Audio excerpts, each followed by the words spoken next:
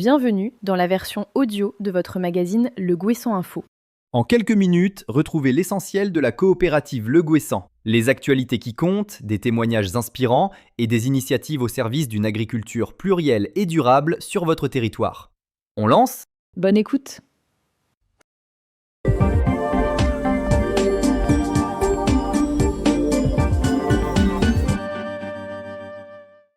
SPACE, la coopérative au cœur de l'élevage. Salon professionnel, observatoire, agora, le SPACE et tout ça à la fois.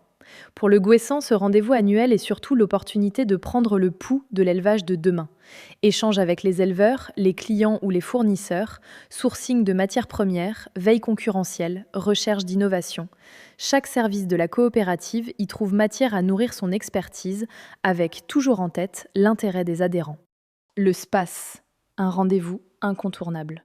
Tous les ans, en septembre, le Gouessant installe son stand au SPACE, à Rennes.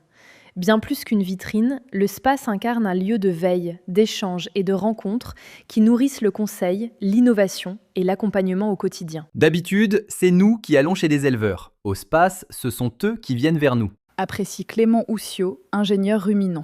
Sur le stand Le Gouessant, les éleveurs et les techniciens se retrouvent dans un cadre informel, propice aux conversations qui changent du quotidien.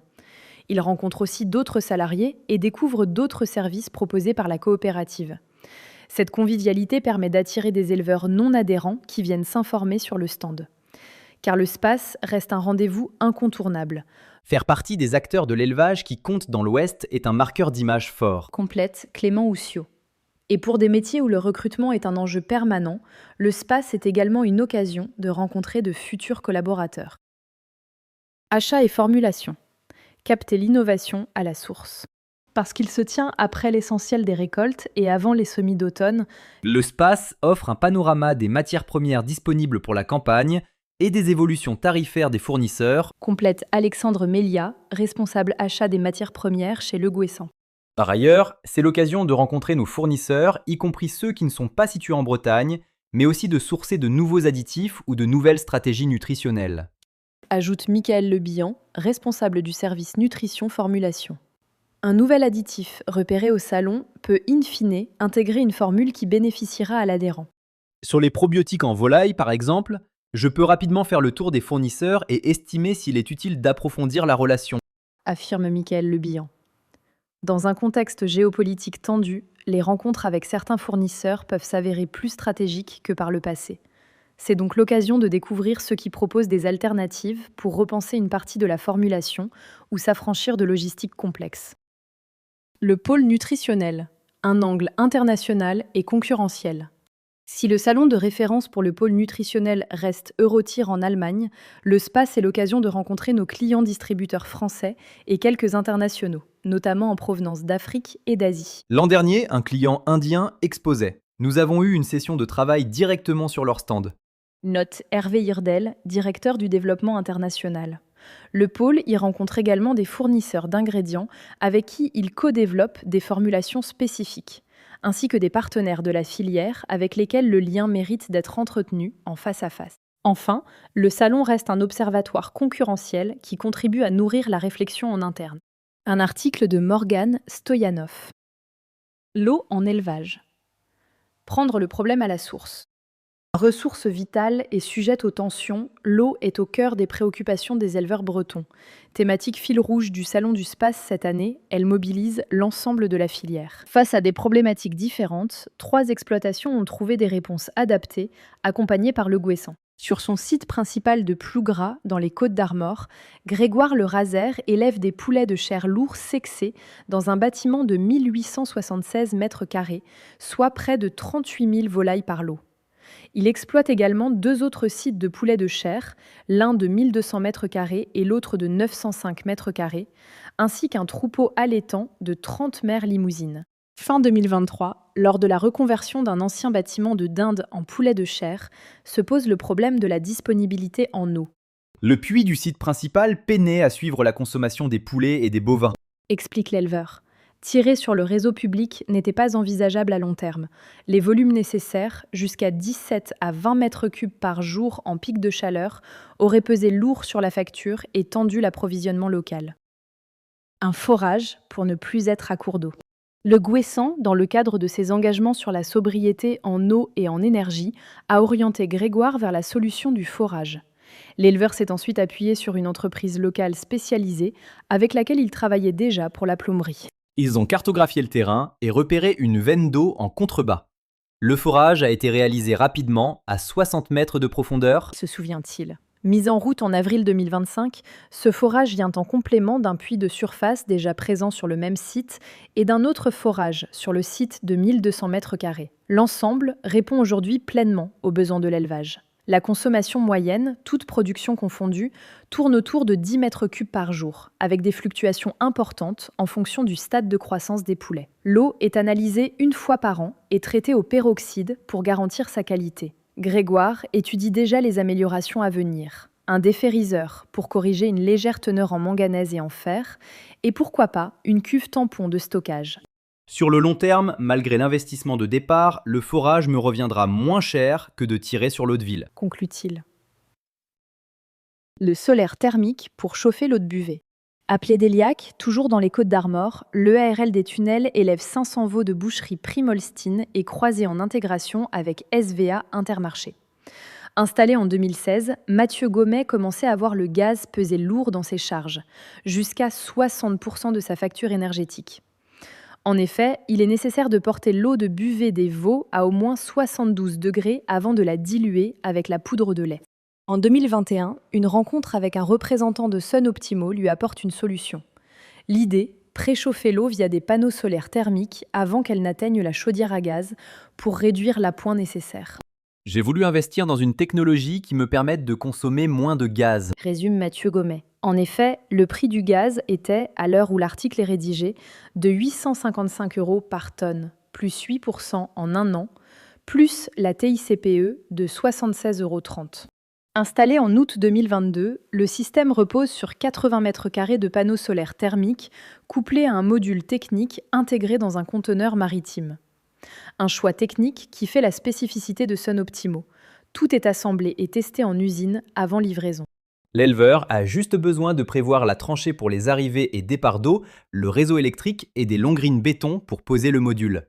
L'installation elle-même ne prend qu'une journée et demie. Détaille Christophe Briand de Sun Optimo. Jusqu'à 50% d'économie sur la facture de gaz. À l'intérieur du conteneur, 2 ballons de 3000 litres chacun stockent l'eau chaude produite par échange thermique avec le liquide caloporteur qui circule dans les panneaux. L'eau de buvée arrive, elle se réchauffe instantanément via des serpentins en inox, puis repart vers la chaudière qui fait l'appoint si nécessaire. Résultat, 40 à 50% d'économie sur la consommation de gaz de l'exploitation de Mathieu Gommet. Le retour sur investissement, estimé entre 5 et 8 ans dans la région, était ici fixé à 7 ans.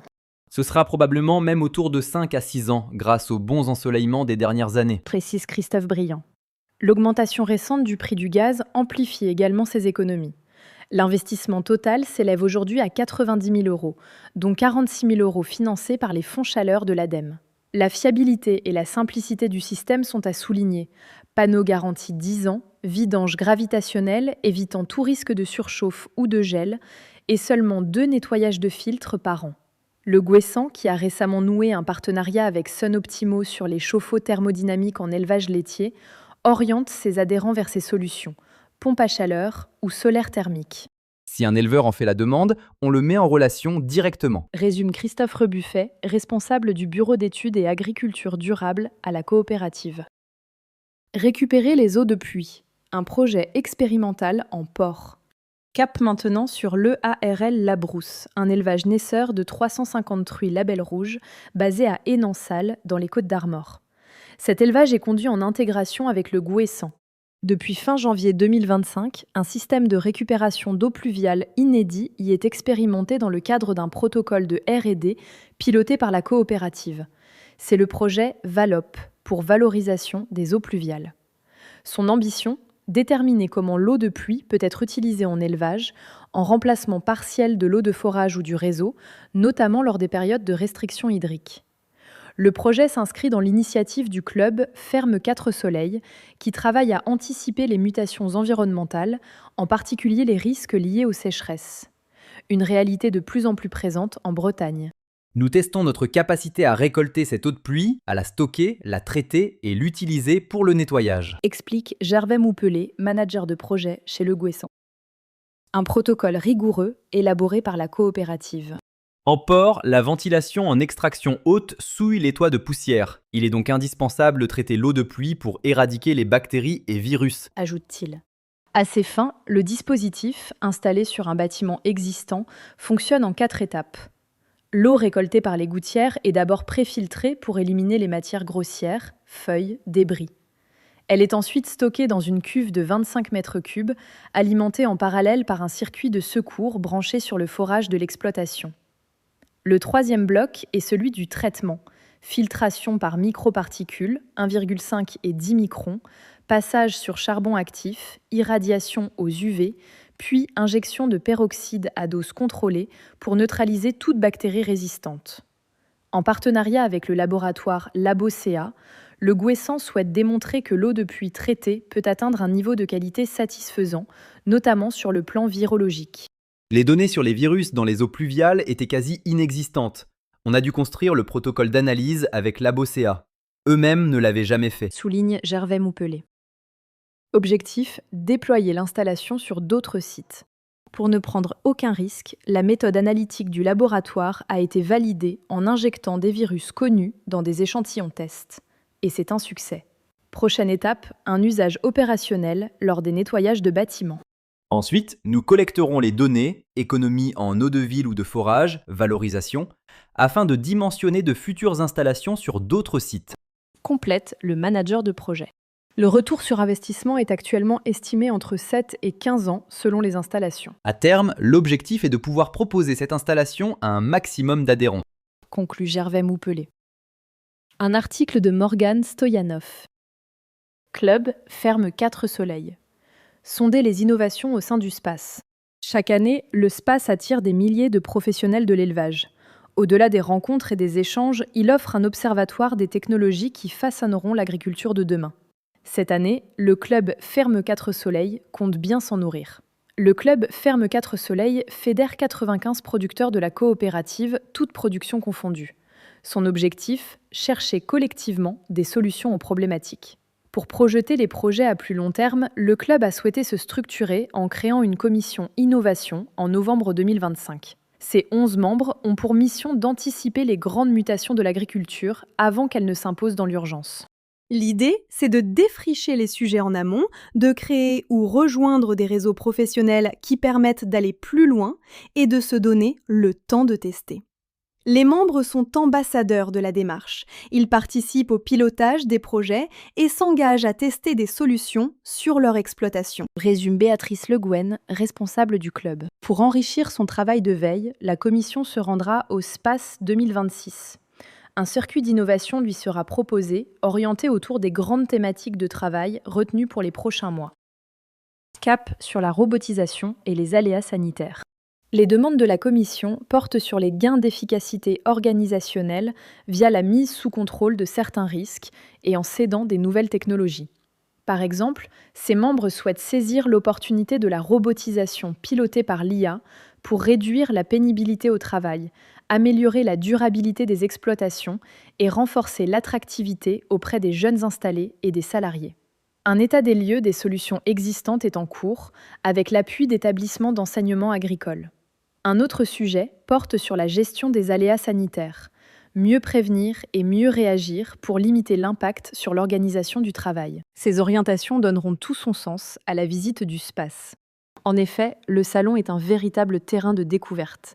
Par le passé, certaines innovations ont donné matière à réflexion. Nous avons par exemple présenté à nos adhérents un process de récupération d'eau de pluie en élevage. D'autres ont testé un robot suiveur pour faire bouger les poulets et limiter les déplacements de l'éleveur. Se souvient Béatrice Le Guen. L'objectif de cette visite reste propre à l'esprit coopératif. Capter les idées, évaluer les intérêts et les mises en application, puis les diffuser au plus grand nombre. Un article de Morgan Stoyanov.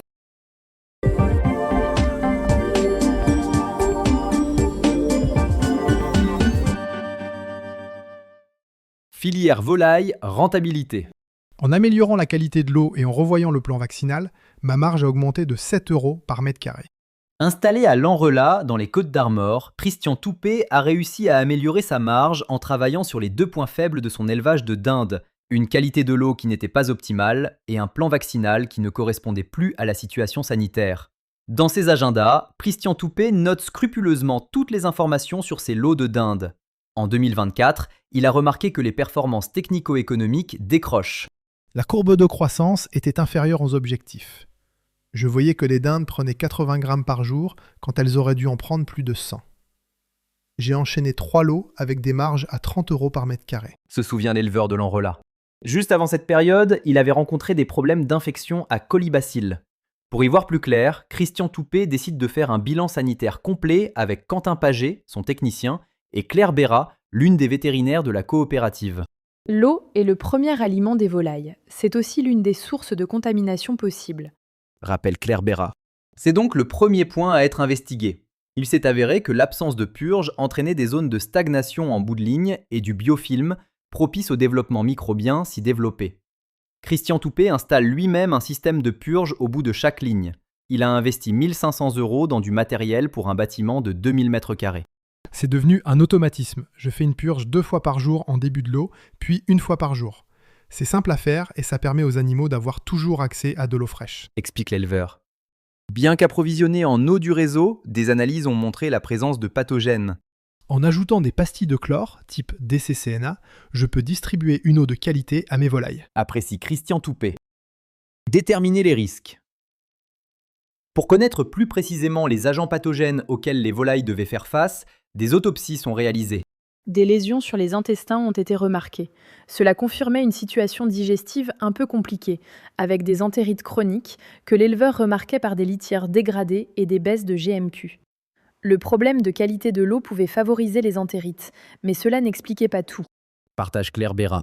Des sérologies et des analyses de métagénomique à séquençage haut débit, pathosens, ont permis d'isoler des agents viraux auxquels les dindes étaient confrontées, notamment adénovirus, rotavirus et virus à tropisme respiratoire. Le plan vaccinal a été adapté à ce nouveau contexte sanitaire. Par exemple, la vaccination contre la maladie de Newcastle est maintenant faite plus tôt. Un vaccin contre la maladie des grosses têtes a été ajouté. Précise Claire Bérat. Le mode d'administration a également été modifié. Avant, tous les vaccins étaient distribués par l'eau de boisson. Christian Toupé les administre désormais par pulvérisation, à part celui contre l'entérite qui doit toujours être administré par l'eau de boisson. L'immunisation est plus efficace par voie respiratoire pour les vaccins protégeant contre les virus à tropisme respiratoire. Pour certains vaccins vivants, cela reste néanmoins toujours à valider avec le vétérinaire. Conseil Claire Bérat. Pour cette vaccination, Christian Toupé emprunte un pulvérisateur à la coopérative. Avec ce matériel, c'est plus facile d'avoir des tailles de gouttelettes bien adaptées au vaccin. Apprécie l'éleveur. Pour que chaque lot démarre dans les meilleures conditions possibles, une bonne gestion du vide sanitaire est essentielle. Je demande toujours 5 semaines pour avoir le temps de tout faire correctement. Souligne Christian Toupé. Claire Bérat lui a recommandé d'utiliser un désinfectant avec un spectre plus large. Pour vérifier qu'il n'y a plus de traces de fientes porteuses de bactéries, des boîtes contact sont appliquées dans différents endroits du bâtiment. Obligatoire tous les 2 lots, cette mesure est recommandée après un lot qui a rencontré des problèmes. Un retour économique rapide. Ces changements ont rapidement amélioré les résultats technico-économiques avec une meilleure croissance, des frais vétérinaires allégés. Le premier lot ayant bénéficié du nouveau plan vaccinal a vu la marge augmenter de 2 € par mètre carré. Quand la qualité de l'eau a été retrouvée, la marge est passée à 37,50 € par mètre carré. J'ai retrouvé ce niveau de performance satisfaisant sur les 2 derniers lots. Apprécie Christian Toupé. Des retombées qui motivent l'éleveur à rester vigilant sur les conditions sanitaires. Un article de Cécile Julien.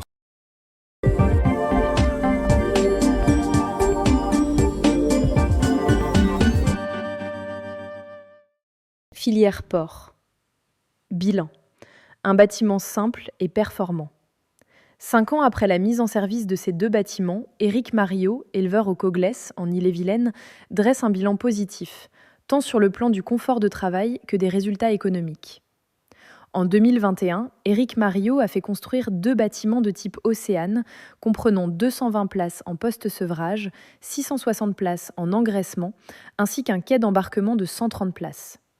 Son choix s'est orienté vers ce modèle pour sa simplicité de conception et de fonctionnement, synonyme de maîtrise des coûts, sur les conseils de son technicien leguessan de l'époque, Pascal Hamon, Seul le plafond est isolé et il n'y a pas de ventilateur. précise-t-il. Le bâtiment exposé est-ouest se distingue d'un modèle classique par une ventilation statique avec rideaux latéraux régulés. L'entrée d'air est ajustée selon la température intérieure, consigne autour de 23 degrés, et les conditions de vent grâce à la présence d'anémomètres, permettant un flux d'air maîtrisé. Précise Delphine Gorin, technicienne bâtiment de la coopérative. En complément, un ventilateur extrait l'air des préfosses afin de limiter les remontées d'ammoniac. Les rideaux translucides laissent également passer la lumière naturelle, améliorant les conditions de travail au quotidien. L'alimentation est distribuée à sec et à volonté. Bonne croissance des animaux. À l'origine, la motivation d'Éric Mariot était d'abord économique, avec un investissement global de 400 000 € dans un contexte de prix bas à l'époque. Avec près de 5 années de recul, il constate que les performances sont au rendez-vous. Le taux de perte sevrage-vente a nettement reculé, passant de 6% en 2022-2023 à 3,1% en 2025. Les débuts ont toutefois nécessité des ajustements. Lors de la mise en route en janvier 2022, j'ai rencontré des problèmes en engraissement, notamment de cannibalisme. Il a fallu affiner les réglages des rideaux. Un point confirmé par Marie Lescaut, technicienne port. Le port est sensible au courant d'air. Dans ce type de bâtiment ouvert, la précision des réglages est essentielle et elle varie selon les saisons. Parallèlement, l'éleveur a fait évoluer sa conduite technique en changeant de génétique mâle pour un animal plus rustique, Tempoto Pigs, et en affinant les gammes d'aliments. Les performances alimentaires sont au-dessus des références. L'indice de consommation globale s'établit à 2,51 contre 2,74 pour la moyenne IFIP. La croissance des animaux est soutenue. Un porc charcutier de 115 kg est atteint en 155 jours contre 175 jours en moyenne. Au total, l'élevage produit 3 584 kg vifs par truie présente et par an. Aujourd'hui, je peux tout sevrer et tout engraisser. Se félicite l'éleveur qui, auparavant, devait vendre une partie de ses porcelets. Avec le recul, il reconnaît néanmoins qu'il aurait dimensionné ses bâtiments différemment. Je les ferai un peu plus grands. L'augmentation du nombre de sevrés, liée à l'hyperprolificité des truies, combinée à la baisse des pertes, rend les capacités un peu justes. Lors de la conception, les densités retenues étaient de 0,75 m² en engraissement, dans un contexte où la prolificité était moindre. La bonne croissance des animaux permet d'optimiser les poids de sortie et les résultats économiques. Elle favorise aussi une rotation efficace des lots, avec un vide sanitaire de 15 jours entre chaque bande. Confort de travail. L'ambiance dans les bâtiments est jugée satisfaisante. Des fosses de 1,5 m de profondeur ont été aménagées sous les salles avec ventilateur pour limiter l'ammoniac. Les animaux sont bien et le nettoyage est facile. Une fois lavé, le bâtiment sèche très vite. Observe l'éleveur. Le post-sevrage est équipé de niches et de caillebotis plastiques avec chauffage d'ambiance afin de sécuriser cette phase sensible. Les rideaux restent fermés en début de post-sevrage et ne s'ouvrent qu'en fin de période. Autre avantage mis en avant, la sobriété énergétique. La ventilation statique régulée limite les consommations. Le bâtiment est peu énergivore, il n'y a qu'un ventilateur dans les fosses et pas besoin d'alarme. Dans la continuité de sa logique de sobriété énergétique, Éric Mariot a investi il y a 2 ans dans un tracker solaire pour autoconsommer son électricité sur ses exploitations. Le faible niveau d'automatisation constitue également un atout en matière de gestion quotidienne. C'est plus simple à entretenir et plus facile de se faire remplacer. Un argument qui joue aussi sur l'attractivité du poste pour un salarié. Enfin, le confort de travail reste un point fort. La luminosité naturelle, apportée par les rideaux translucides, évite le recours à l'éclairage en journée. Au beau jour, quand les rideaux sont ouverts, les conditions sont vraiment agréables. Au final, l'éleveur ne regrette pas son choix. C'est un bâtiment simple, efficace, qui fonctionne bien. Il répond aux attentes sociétales et reste évolutif pour l'avenir. Un article d'Isabelle Bénard.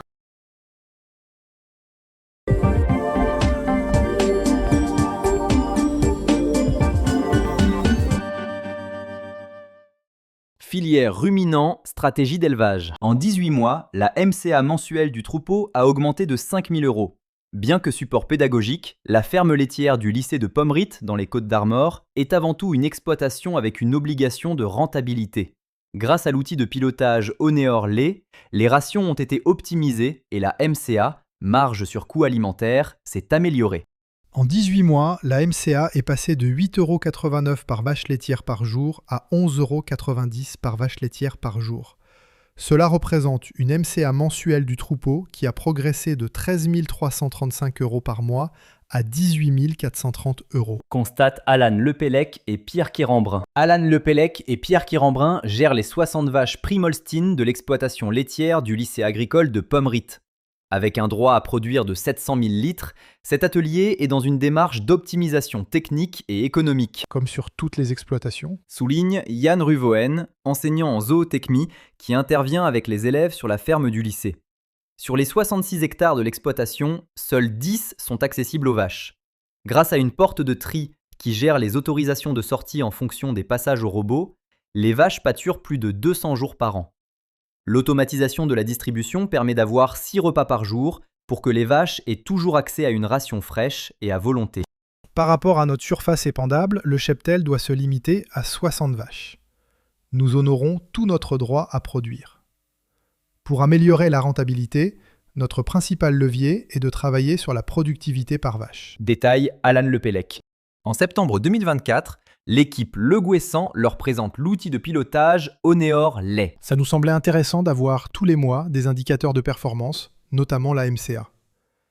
Avec Aurélien Paillardon, le technicien qui nous suit, nous avons discuté des optimisations possibles au niveau de la ration. Avec la MCA, nous voyons rapidement si ces investissements sur la ration permettent de produire plus de lait en tenant compte de la conjoncture. Pour un bon suivi, les informations économiques d'Oneor se complètent bien avec les résultats techniques donnés par le robot. Apprécie Alan Lepellec et Pierre Quérembrun. Trouver des leviers de progrès. Aurélien Paillardon a dressé un point de départ en novembre 2024. 50 vaches à la traite, 30,30 litres livrés, pour un prix de 465 € pour 1000 litres, un coût alimentaire de 5,22 € pour une MCA de 8,89 € par vache laitière par jour. Comme toutes les génisses sont génotypées, cette production semblait inférieure au potentiel génétique. Ce qui veut dire qu'avec une ration plus performante, il y avait moyen de faire plus de lait. Traduit Aurélien Paillardon. Cette optimisation s'est déroulée en plusieurs étapes. Les primipares ont eu le droit à plus de concentré pour bien démarrer en lait tout en finissant leur croissance. La ration des taris a été revue. Les courbes d'aliments au robot ont aussi été déplafonnées pour que les vaches les plus productives ne soient pas freinées. La ration a été retravaillée pour apporter plus d'énergie. Ces premiers résultats étant encourageants, un nouveau palier a été franchi à l'été 2025. Nous avons remplacé le correcteur par du MaxPass option TP. En plus, nous sommes passés sur du Start Boost Amidon MG, un aliment de production plus concentré. Les vaches avaient de quoi exprimer tout leur potentiel génétique. Retrace Alan Lepellec et Pierre Quérembrun, ce qui s'est traduit par un gain de rentabilité. En avril 2026, la MCA a atteint les 11,30 € par vache laitière par jour, avec une production moyenne de 43 litres pour un coût alimentaire de 6,30 €.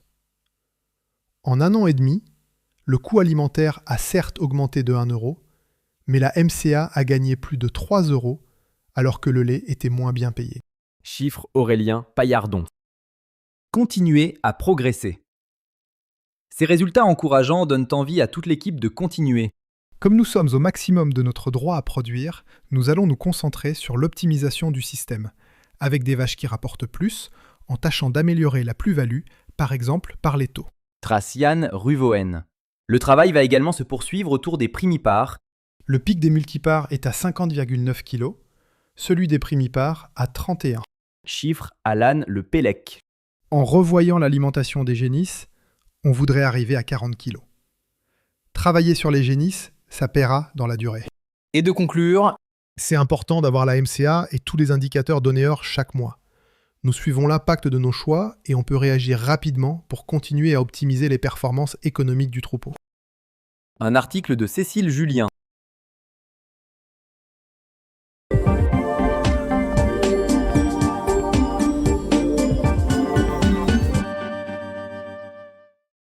Filière production végétale, agronomie. Diagnostic et analyse. Prenez le temps de faire le bilan de santé de vos sols. Sans sol en bonne santé, pas d'agriculture. C'est une évidence, mais qu'en est-il dans vos parcelles?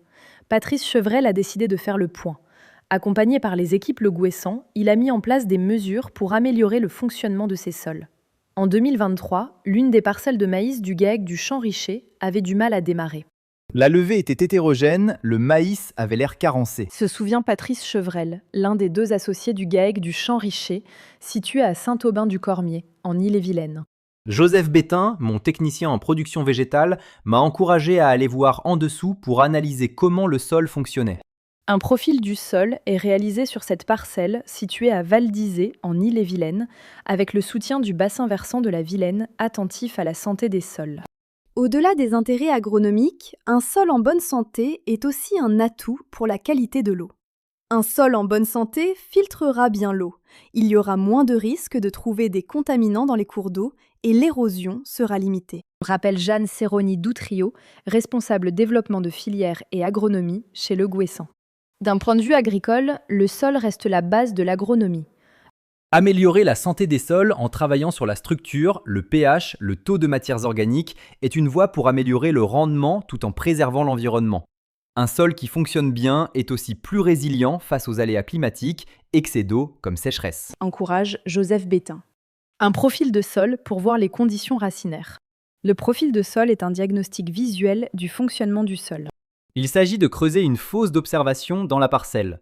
Cela permet d'observer la structure des différents horizons, la présence de vie souterraine, par exemple avec les galeries lombriques. Dans cette parcelle, le profil a montré une zone de tassement à 25 cm. Cette semelle bloquait la progression des racines, qui ne pouvaient explorer qu'une zone limitée du sol et donc n'avaient pas accès à suffisamment de nutriments. Explique Joseph Bétain. Plusieurs facteurs peuvent expliquer de telles semelles. Un tassement à cause du passage des animaux ou du matériel, une pluviométrie importante, un travail du sol toujours à la même profondeur. Pour Patrice Chevrel, le passage d'un fissurateur à 50 cm de profondeur a permis de casser cette zone de tassement.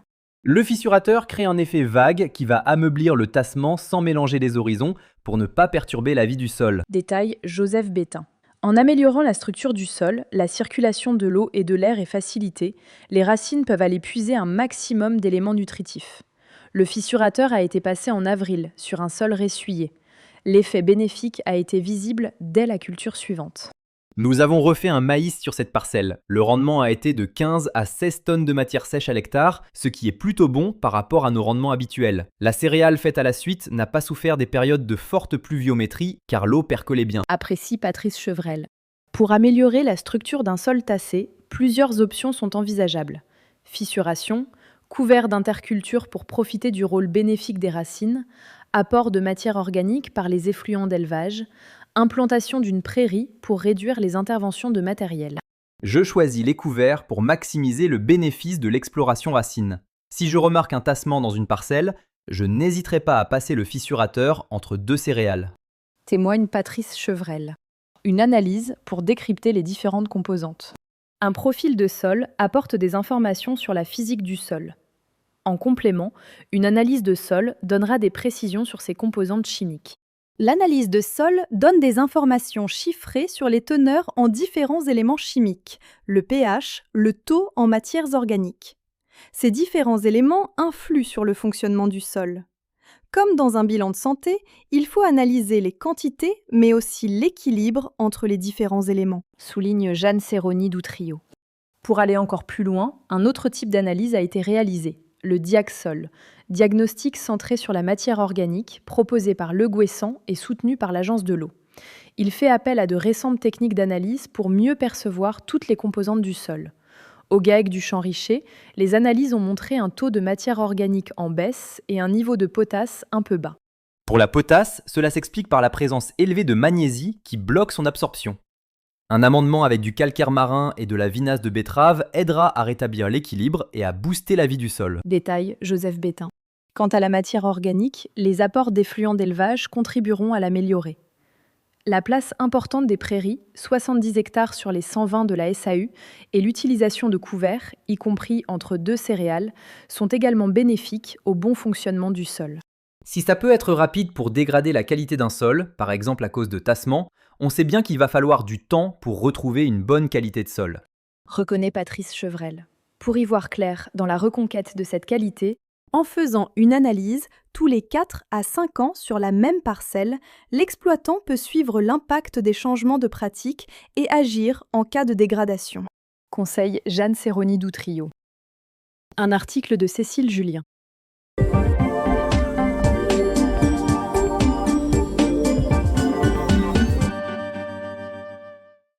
Technologie spectrométrie NIR, analyser et décider plus vite. Chez Le Gouessant, l'analyse des matières premières et produits finis par spectrométrie proche infrarouge, NIR, est devenue un outil stratégique déployé sur l'ensemble des filières. Son ambition, répondre aux besoins des adhérents, des clients et des usines plus vite, aussi bien et à budget comparable. Un camion de blé arrive sur le site de réception Le Gouessant. Avant même qu'il soit déchargé, l'opérateur scanne des échantillons à la canne sonde, au-dessus, sur les côtés. Il effectue autant de points de mesure que nécessaire. Dans la foulée, il visualise des données clés comme le taux d'humidité ou la teneur en protéines des céréales. Cette rapidité d'analyse est permise par une technologie utilisée par la coopérative depuis au moins 25 ans et développée en interne depuis 2016, le NIR ou spectrométrie proche infrarouge entre 800 et 2500 nanomètres. Grâce à cet outil, un délai d'analyse qui se mesurait en jours se mesure désormais en minutes. La coopérative utilise au quotidien cette méthode simple, fiable et rapide. En 2016, elle disposait de 3 appareils NIR. Aujourd'hui, elle en compte 12, représentant 14 points de contrôle répartis entre le laboratoire central et les différents sites de production, avec de nouveaux investissements déjà planifiés. Une empreinte digitale de la matière. Pour comprendre comment fonctionne cette technologie, il faut plonger dans le monde de l'infiniment petit. Lorsqu'un échantillon de produits finis ou de matières premières entrant dans la fabrication d'un aliment, blé, maïs, orge, est soumis à un faisceau de lumière infrarouge, une réaction s'opère au niveau moléculaire. En mesurant la différence entre la lumière émise et la lumière restituée par les différentes molécules organiques qui les composent, le spectromètre génère un spectre. C'est une véritable empreinte digitale de l'échantillon. Explique Laurent Lepicard, responsable NIR chez Le Gouessant. Chaque composé biochimique, eau, matière grasse, protéines, amidon, absorbe la lumière à des longueurs d'onde caractéristiques et peut donc être mesuré par le NIR. Autre avantage, contrairement à la chimie, cette méthode d'analyse ne détruit pas l'échantillon qui n'a pas besoin d'être broyé, céréales, ni séché, ensilage de maïs. Construire la mémoire du spectromètre. Le NIR repose sur des algorithmes, des modèles mathématiques qui apprennent à relier un signal lumineux à une valeur chiffrée. Avant, nous sous-traitions à des prestataires. Depuis 2016, tout est développé en interne. Nos algorithmes nous appartiennent et nous sommes indépendants. Affirme Laurent Lepicard. Le NIR ne peut prédire que ce qu'il connaît. Pour qu'il prédise bien la teneur en protéines d'un blé, il faut lui avoir montré au préalable une grande diversité d'échantillons. Le blé de cette saison n'étant pas celui de la précédente, la base de données doit être régulièrement enrichie. L'analyse biochimique au laboratoire reste indispensable pour tenir les algorithmes à jour. Par exemple, pendant la campagne d'ensilage, on peut recevoir une centaine d'échantillons par jour. Tous sont analysés en NIR et seulement 10 d'entre eux passent aussi en analyse chimique. Des applications concrètes pour les adhérents. La rapidité du système présente un intérêt palpable pour les associés coopérateurs. Depuis 3 ans, les ensilages de maïs des éleveurs laitiers sont analysés en NIR dès leur réception au laboratoire. Le bulletin d'analyse complet est disponible le lendemain, contre une semaine minimum avec les méthodes chimiques normalisées. Ce court délai permet d'adapter une ration une semaine plus tôt, ce qui offre à l'éleveur une réactivité optimale pour son troupeau. Apprécie Laurent Lepicard. Autre exemple avec un agriculteur qui livre son blé à la collecte. Grâce au NIR, il connaît rapidement les caractéristiques de ses céréales. Teneur en eau, taux de protéines. L'agriculteur sait alors à quel prix son blé sera valorisé, et notamment s'il faut prévoir des coûts de séchage en cas de taux d'humidité trop élevé. Complète Laurent. Piloter le process en temps réel en usine. Dans les usines Le Gouessant, les spectromètres sont branchés directement sur les lignes de production. À Saint-Aron, dans notre usine de fabrication d'aliments pour poissons, un NIR est installé à la sortie du sécheur. En voyant directement le taux d'humidité en sortie de sécheur, les opérateurs peuvent immédiatement ajuster leur réglage. Le gain est double, qualité maîtrisée et énergie optimisée en évitant le surséchage. Sur le site de Saint-Gérand, dédié notamment à la filière volaille, un NIR est intégré à la mélangeuse. L'objectif, contrôler l'humidité du mélange en sortie. L'algorithme est encore en cours de validation. Dans tous les cas, la volonté de la coopérative est de standardiser de façon optimale le produit fini, quelles que soient les caractéristiques biochimiques des matières premières reçues. Autre exemple en fabrication d'aliments porcins, Le dosage de la lysine, un acide aminé essentiel dans l'alimentation de la truie, était auparavant confié à des laboratoires extérieurs. Les délais pouvaient atteindre 3 semaines. Avec le NIR, les résultats sont mis à disposition des formulateurs à J+1. un coût d'analyse maîtrisé. Pour le Guessant, le NIR allie performance et accessibilité économique. Une fois les algorithmes créés et validés, On contrôle plus sans détruire l'échantillon. résume Laurent Le Picard. Pour les adhérents, le tarif d'analyse reste identique à celui d'une méthode chimique classique, mais avec un résultat quasi instantané. Cette technologie a aussi l'avantage de réduire les déchets de laboratoire, avec moins de solvants, de produits chimiques et d'équipements spécifiques utilisés. Un argument qui est cohérent avec la démarche de réduction des impacts environnementaux menée par la coopérative. Avec le déploiement du NIR, le Guessant continue de placer ses adhérents et ses clients au cœur de sa stratégie, considérant les exigences de qualité et de sécurité des aliments comme des leviers de progrès. Un article de Morgan Stoyanov.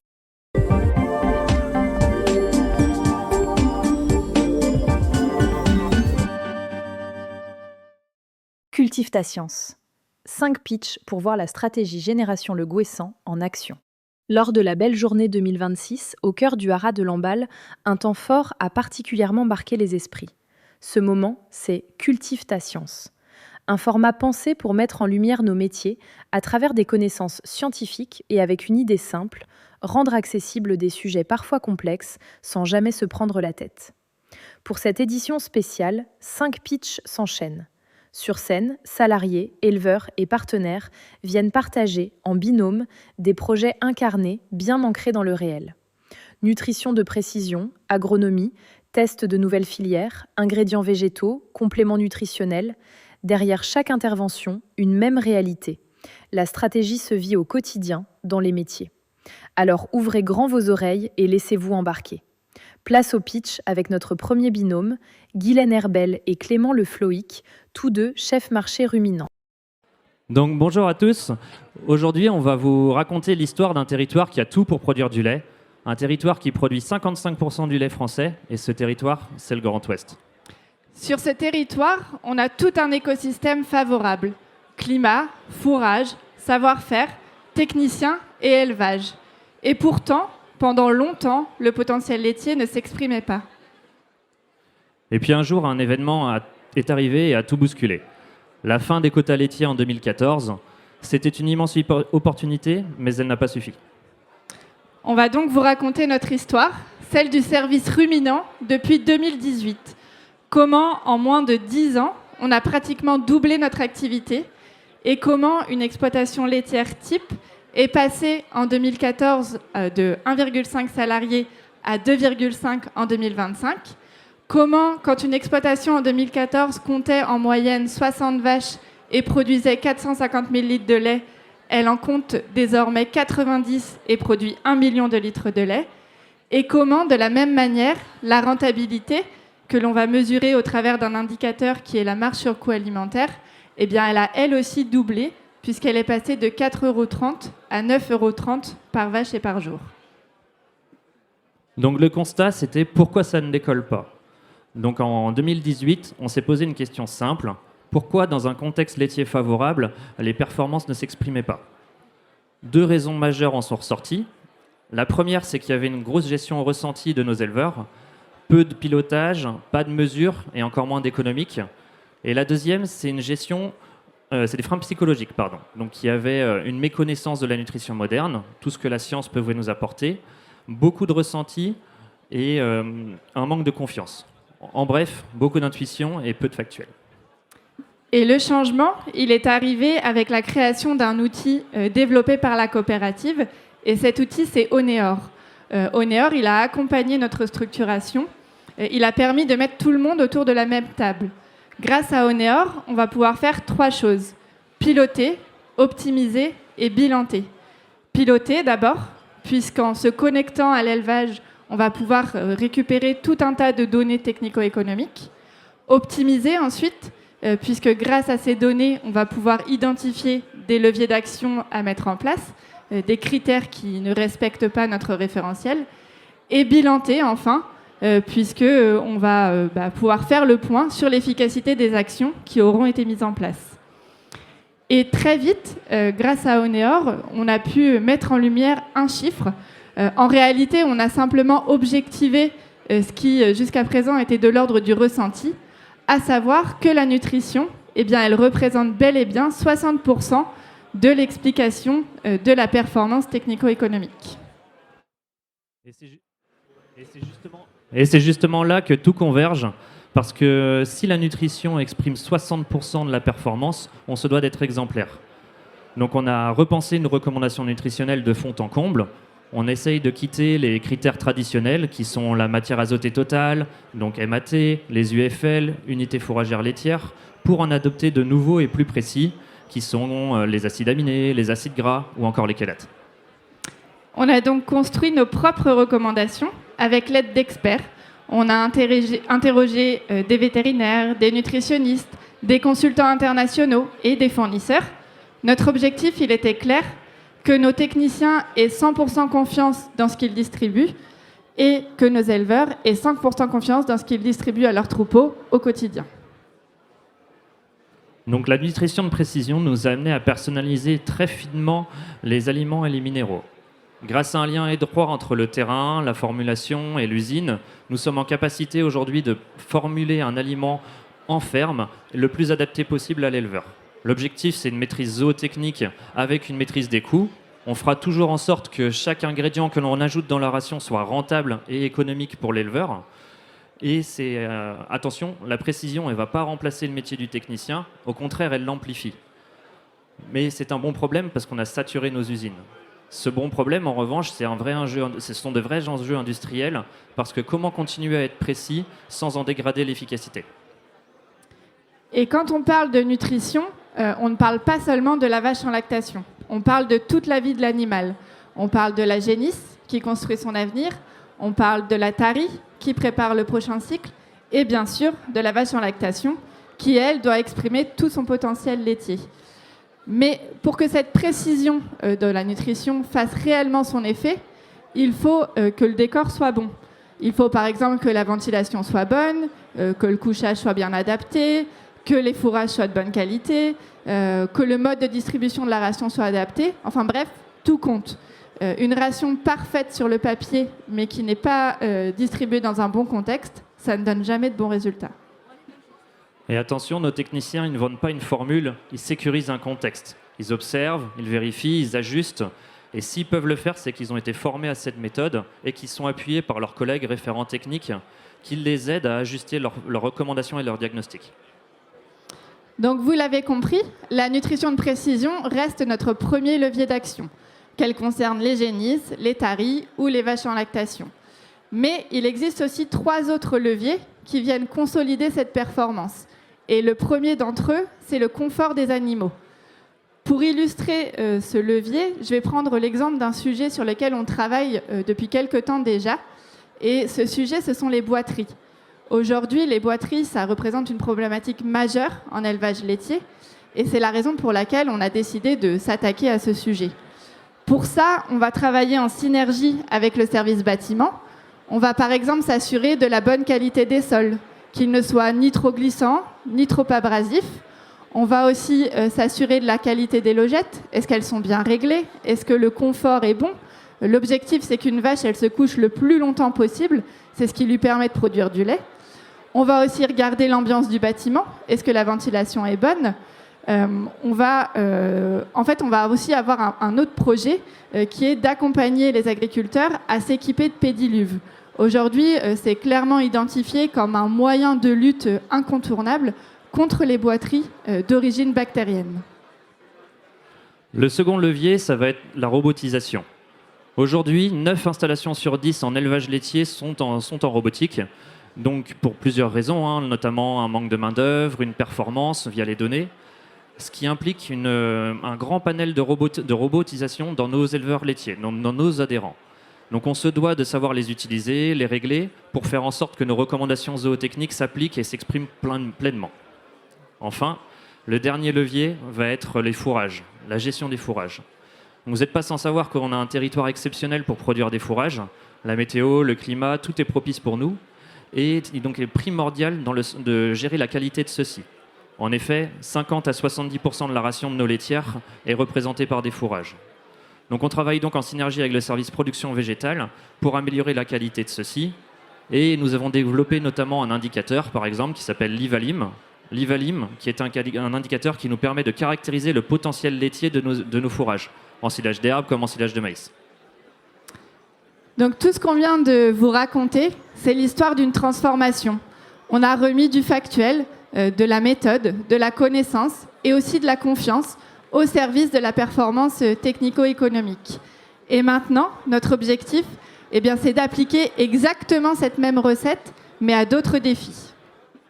Le climat, d'abord, mesurer, agir et comprendre notre empreinte carbone sans en dégrader les performances économiques.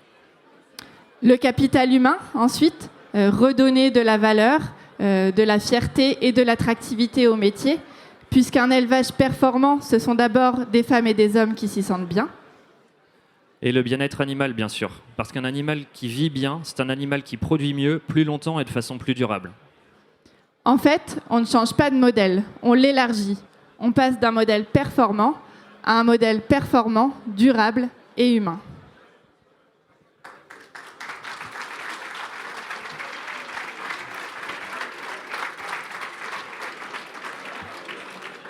Merci beaucoup pour ce pitch très éclairant, très inspirant.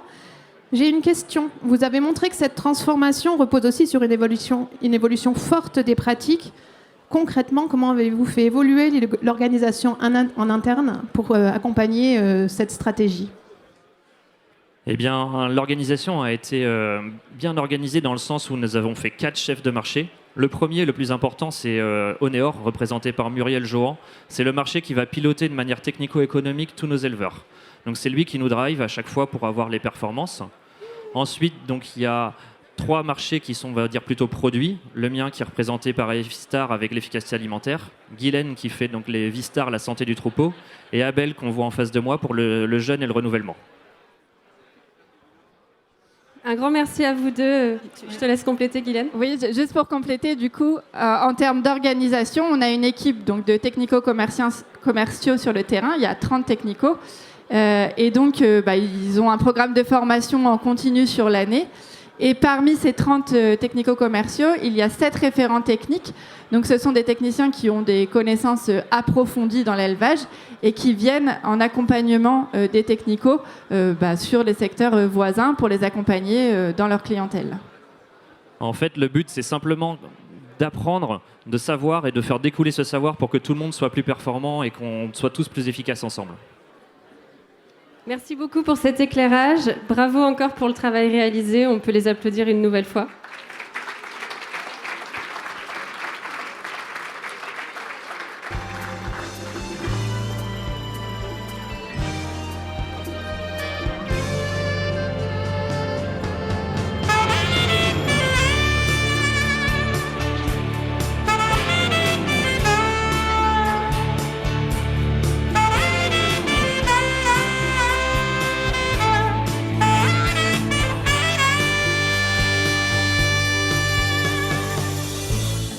On va maintenant accueillir notre deuxième binôme. Il s'agit de Jeanne Serroni d'Outrio et d'Alexandre Prince de l'activité production végétale. Jeanne accompagne le développement de nouvelles cultures et les pratiques agronomiques sur le terrain. Alexandre, lui, pilote l'agro-environnement. Il aide les équipes et les adhérents à mieux répondre aux enjeux réglementaires et environnementaux. Ensemble, ils vont nous montrer comment concrètement l'innovation sert les productions végétales et comment elle sert également la durabilité économique et environnementale des adhérents. Jeanne et Alexandre, je vous laisse la scène. Bonjour à tous. Donc, quand on parle d'environnement, l'agriculture bretonne est parfois décriée. Trop d'élevage, trop d'azote. Mais si on prenait 2 minutes, est-ce vraiment le cas ? Posons un constat objectif. Depuis ces dernières années, les exploitations bretonnes ont mis en place de nombreuses pratiques vertueuses, notamment grâce à l'historique autour de l'élevage. On pourrait citer différents exemples. On a fait le choix d'en retenir 4 principaux. L'élevage permet de produire des effluents organiques. Et ces effluents organiques sont une vraie richesse pour nos écosystèmes. Les effluents organiques produisent évidemment de la matière organique, vont enrichir les sols en matière organique qui permettent de stocker du carbone. Ces effluents organiques vont également être source de fertilité pour les sols sur le moyen et long terme. Deuxième exemple, c'est la couverture systématique des sols en hiver. Cela permet de protéger les sols, de stocker du carbone et d'enrichir le système et sa performance. Quand on parle d'élevage, on parle évidemment de ruminants. Des ruminants, donc des vaches qui vont permettre également de créer des prairies. Prairies qui peuvent aussi venir d'élevage de volailles, par exemple, pour les parcours qu'on va avoir en plein air.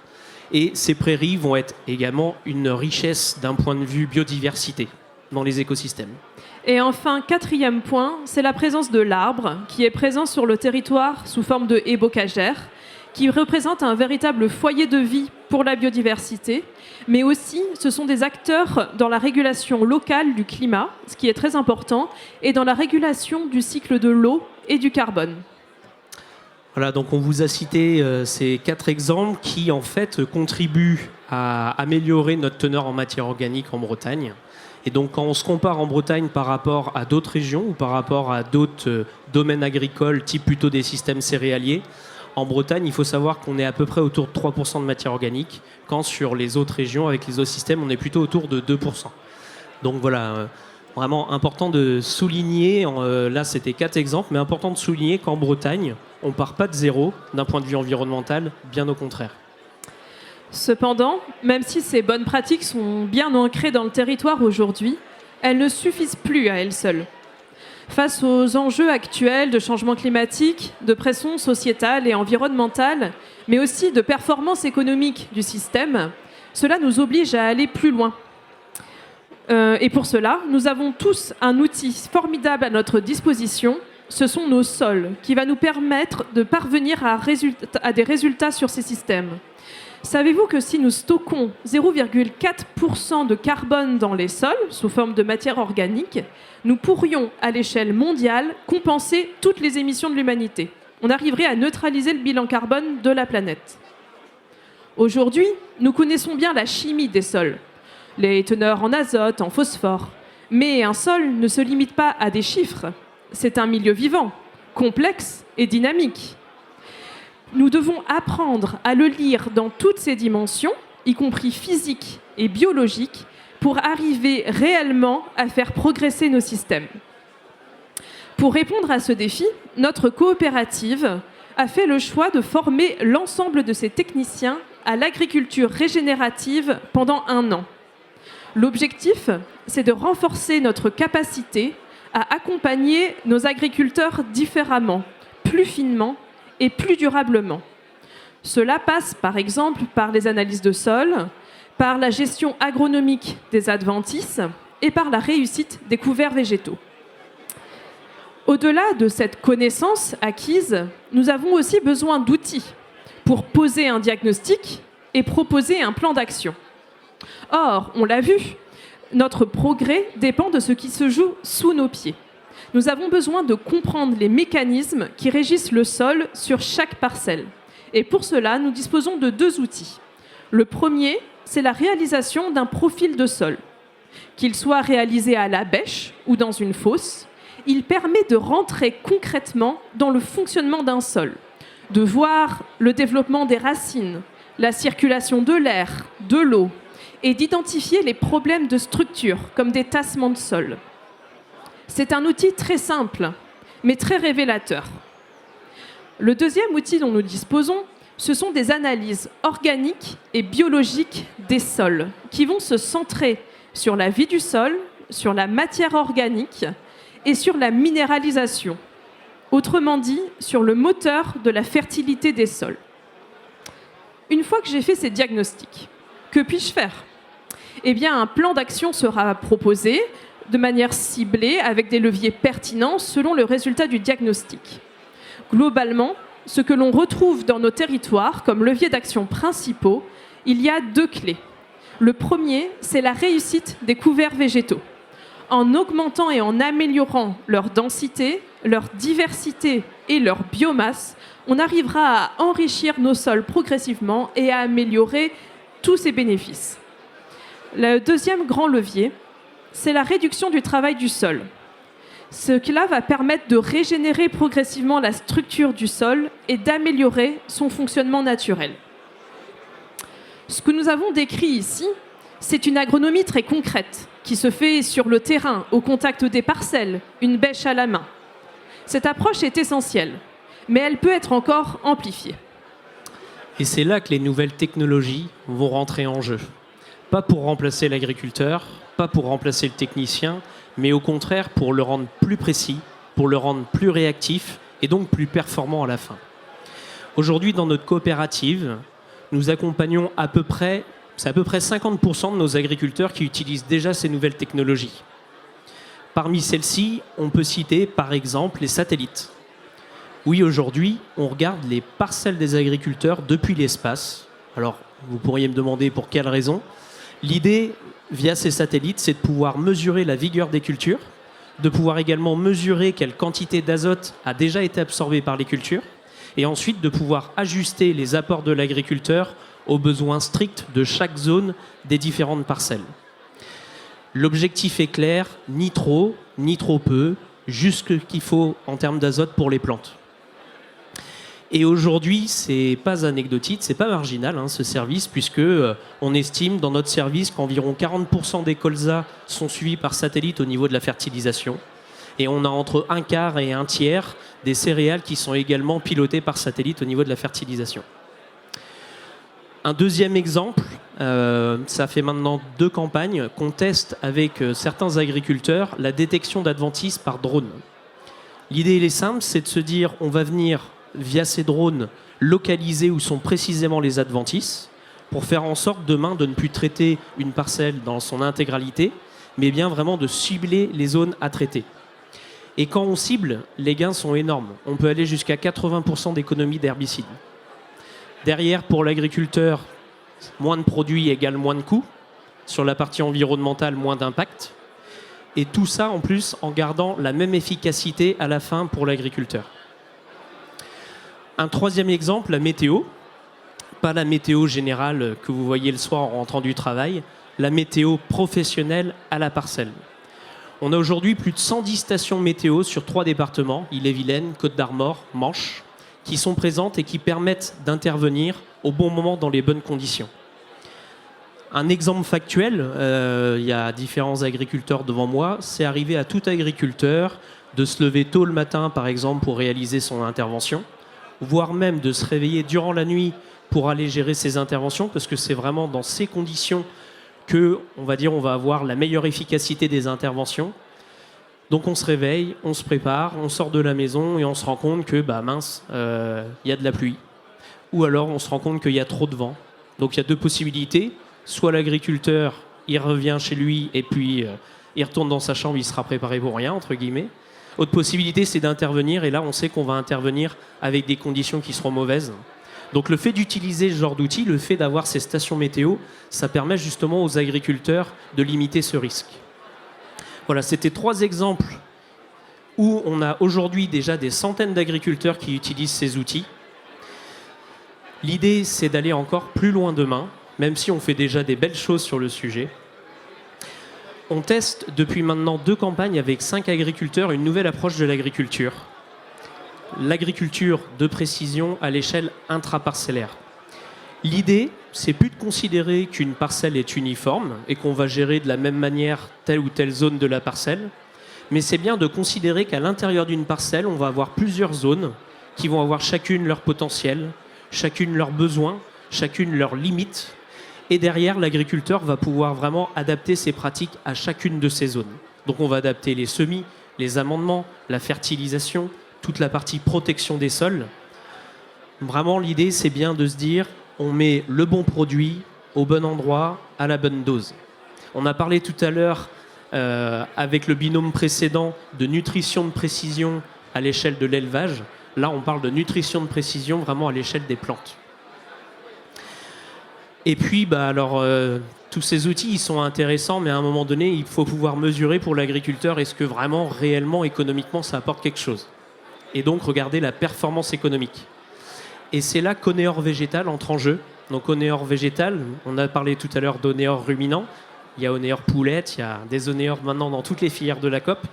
Eh bien, Oneor Végétal, c'est un outil donc, qui s'est lancé depuis le début de la campagne. Avec Oneor Végétal, on mesure, on compare les agriculteurs et on analyse derrière. L'idée, c'est que chaque agriculteur va pouvoir renseigner ses pratiques pour ensuite calculer ses coûts de production, pour pouvoir calculer ses marges. Donc là, on est vraiment sur des résultats personnalisés. L'agriculteur va pouvoir également se comparer à des exploitations similaires. Et en fin de campagne, l'agriculteur va pouvoir aussi avoir une analyse de ses points de progrès et vraiment faire un bilan de son exploitation.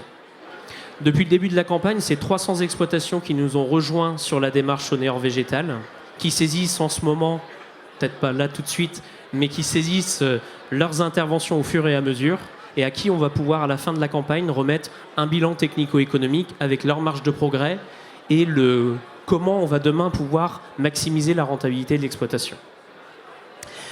Voilà, j'ai cité différents exemples. L'idée, c'est, vous l'avez compris, je pense, combiner les nouvelles technologies avec l'agronomie pour vraiment demain avoir une meilleure durabilité économique et environnementale.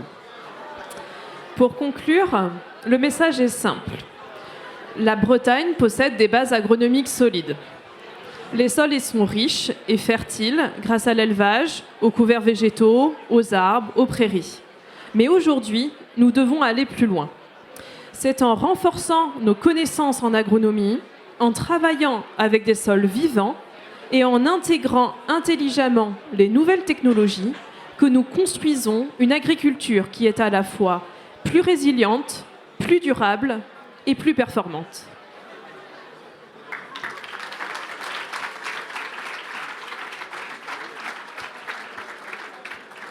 Merci beaucoup à vous deux. Alexandre, j'ai une question. Tu as évoqué plusieurs outils d'aide à la décision et leurs atouts, mais qu'est-ce qui peut encore aujourd'hui bloquer l'appropriation par les agriculteurs ? Ah oui, bonne question. Pourquoi tout agriculteur n'utilise pas tous ces outils ? Y a plusieurs raisons. La première raison, elle est économique. En fait, il faut savoir que ces outils, plus il y a de monde à les utiliser, plus les prix deviennent attractifs derrière. Et si tout à l'heure je prenais l'exemple de la détection d'adventices par drone, on pourrait se dire pourquoi tout agriculteur aujourd'hui ne fait pas passer des drones sur les parcelles et on économiserait des herbicides, il y aurait moins de soucis. En fait, il faut savoir qu'il y a ne serait-ce que 2 ans de ça, ces drones, juste le prix d'un passage de drone, c'était entre 50 et 60 euros de l'hectare. Ce qui aujourd'hui correspond au budget du passage d'un herbicide. Donc ça veut dire que l'économie potentielle qu'on pouvait avoir derrière grâce au passage de ce drone, elle ne compensait même pas le vol qu'on allait payer, quoi. Là maintenant, en fait, depuis tout récemment, depuis cette année, les fournisseurs de drones ont un peu changé leur approche et on arrive à faire des passages de drones pour une vingtaine d'euros. Donc là, on commence vraiment à arriver à un stade où on a un vrai retour sur investissement. L'autre raison, au-delà du coût, c'est on va dire la simplification, on va dire, de ces outils. Il y a quelques années, ces outils étaient utilisables que sur ordinateur. Ça demandait à ce que l'agriculteur, après sa journée de travail, il aille sur l'ordi, il recopie tout un tas d'infos. Maintenant, on a tous, je ne l'ai pas là d'ailleurs, mais on a tous un smartphone dans la poche et les différents outils sont passés sur des usages vraiment smartphone. Ça amenait de la simplicité. Les agriculteurs sont de plus en plus aussi sur le smartphone, à utiliser les réseaux sociaux, etc. Bref, tous ces outils se démocratisent. Et donc, on a déjà de plus en plus d'utilisateurs et on en aura encore plus demain. Et c'est aussi notre rôle en tant que coopérative de former, d'accompagner les agriculteurs au quotidien sur le sujet, quoi. Merci beaucoup. Une dernière question pour Jeanne, peut-être. Tu l'as dit, les pratiques agronomiques sont nombreuses. Pourquoi, malgré tout, le labour du sol reste-t-il encore une pratique courante ? Eh bien, le labour, c'est un outil agronomique en tant que tel qui peut être très efficace dans plusieurs conditions. Tout d'abord, par exemple, pour l'implantation des cultures, ça va venir préparer, réchauffer le sol, donc accélérer la minéralisation et donc la nutrition des cultures qui vont être implantées juste après. mais aussi et peut-être surtout dans la gestion des adventices, donc des mauvaises herbes. Notamment, vous avez sans doute entendu parler des problématiques de raigrats, donc c'est de l'herbe, qui peut infester de manière très importante les parcelles. Et le labour, par rapport à cette problématique, est un outil très efficace. Pas forcément tous les ans, ce ne serait pas le plus efficace, mais plutôt tous les 3 ou 4 ans. Là, ça vient vraiment jouer son rôle de gestion des mauvaises herbes. Merci beaucoup à vous deux. Je pense qu'on peut vous applaudir encore une fois. Et on va accueillir notre binôme suivant.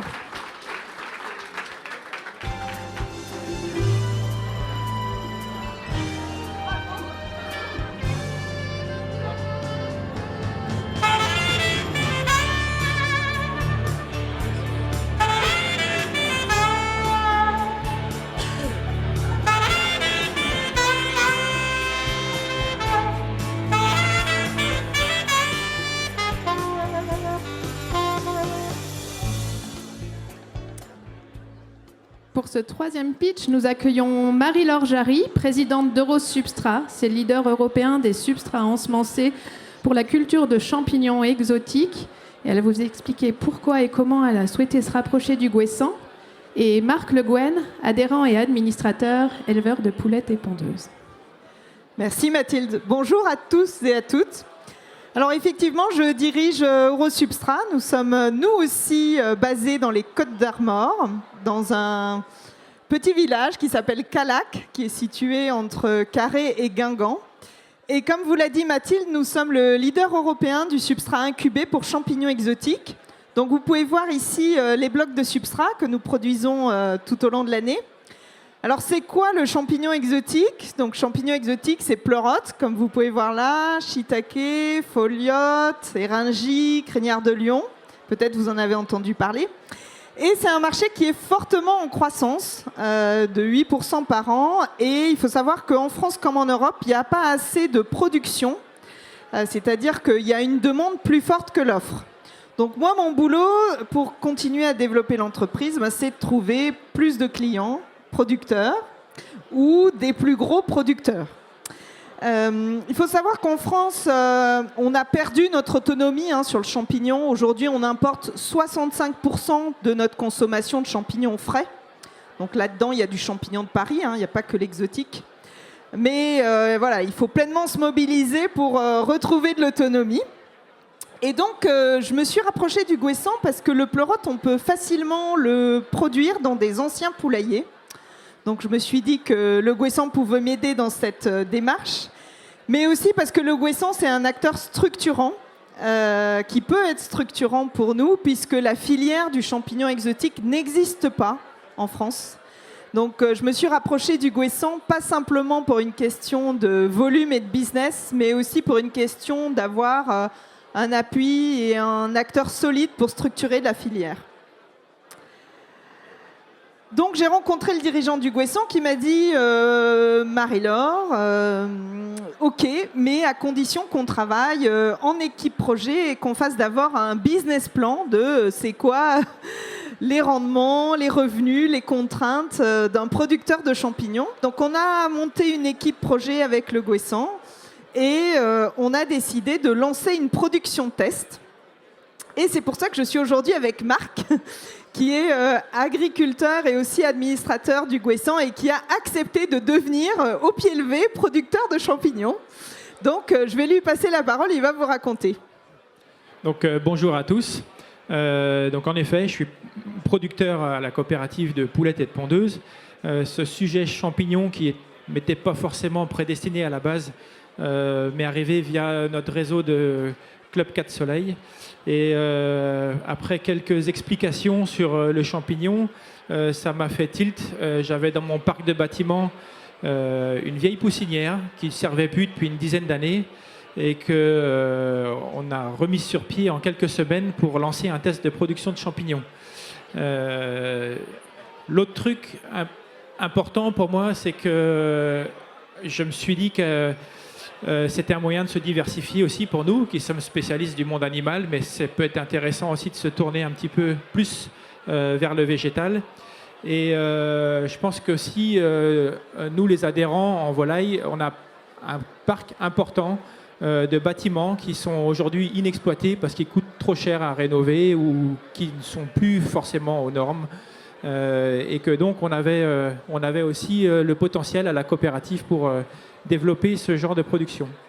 L'autre élément important, c'est qu'au Gouessant, on avait, ça m'est venu tout de suite, on avait tous les éléments pour bâtir, pour ce test, une filière complète, donc avec Eurosubstrat, qui nous fournit le substrat que vous pouvez voir ici, ensemencé en champignons. Nous, les producteurs qui avons nos bâtiments, des bâtiments disponibles pour ça, et puis les services de la COP pour nous aider aussi dans la réalisation de ce test. Et puis derrière, notre récente filiale Celtileg pour la commercialisation du champignon. Donc on avait tous les éléments en main du début jusqu'au consommateur finalement. Et donc ça a été vraiment facile, ça s'est fait en quelques semaines, la réalisation de ce test, la mise en place de ce test, ça s'est fait très très vite. Et donc maintenant, ma partie à moi, producteur, ça a été donc de bâtir ensemble, déjà vérifier que le business plan qui avait été proposé par Eurosubstrat était atteignable, valider tous ces petits points, bâtir ensemble l'itinéraire technique de la production de pleurotes qui n'existe pas finalement, hein, même si c'est une filière qui existe depuis pas mal d'années. Et puis voilà, on a reçu les premiers lots de champignons début avril, tels que vous pouvez les voir ici. Moi, je les ai mis en place dans mon bâtiment. On a pris soin de les mettre à hauteur pour travailler dans de bonnes conditions. Et puis après, le travail du producteur, c'est relativement simple. C'est de fournir quelques heures de lumière par jour, de s'assurer que les conditions de production sont bonnes, principalement température, humidité, les besoins d'air. Et puis ensuite, on a commencé à récolter, au bout de quelques jours, ou quelques semaines, quelques jours plutôt, commencé à récolter les premiers champignons qu'on a mis directement en cagette de 2 kilos et qui sont partis au commerce directement. Voilà, qui ont été rapidement vendus par la filiale Celtileg, comme le disait Marc. Alors, Marc l'a précisé, on a commencé le test mi-avril. Marc, comme toujours dans les tests, il y a des bonnes nouvelles et des surprises. Donc, Marc va vous présenter maintenant le premier bilan qu'il fait du test en tant que producteur de champignons.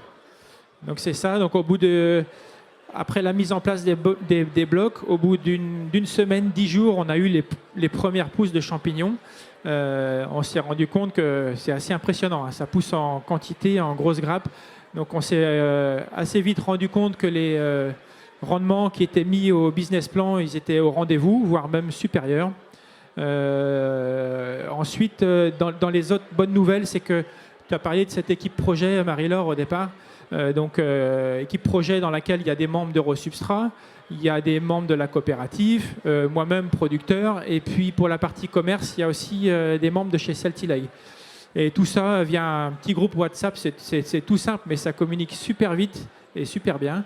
Et ce qui nous a permis aussi d'aller très très vite dans le développement de cette filière et de ce test. À noter aussi la force qu'on a eu à arriver tout de suite sur le marché via Celtileg, qui a su commercialiser les champignons très rapidement. Parce que, je le redis, tout ça, ça s'est fait et ça s'est développé vraiment en l'espace de quelques semaines.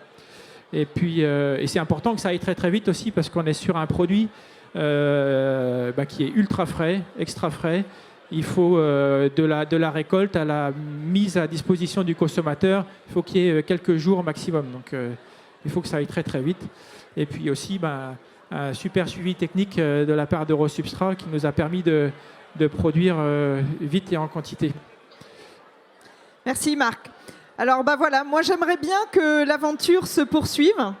Pourquoi ? Parce que ce serait l'occasion de faire un super système, écosystème breton, on va dire en plus costarmoricain. Et puis de enfin créer la filière. Comme l'a dit Marc, on est une super équipe projet parce qu'il y a quand même 4 entreprises qui se cumulent, mais ça ne nous a pas empêché d'être très réactifs. Le bâtiment de Marc est situé à moins de 20 km de chez Eurosubstrat, donc ça nous facilite aussi. Et puis là, on va faire le 6 juillet une réunion, premier bilan test avec les chiffres, les rendements, les contraintes aussi. Et puis envisager la suite parce que ça ne vous a pas échappé, vous mangez du champignon plus en automne qu'en hiver. Donc on va se lancer dans la grande saison du champignon en espérant que le test soit concluant aussi sur la partie de l'automne et de l'hiver.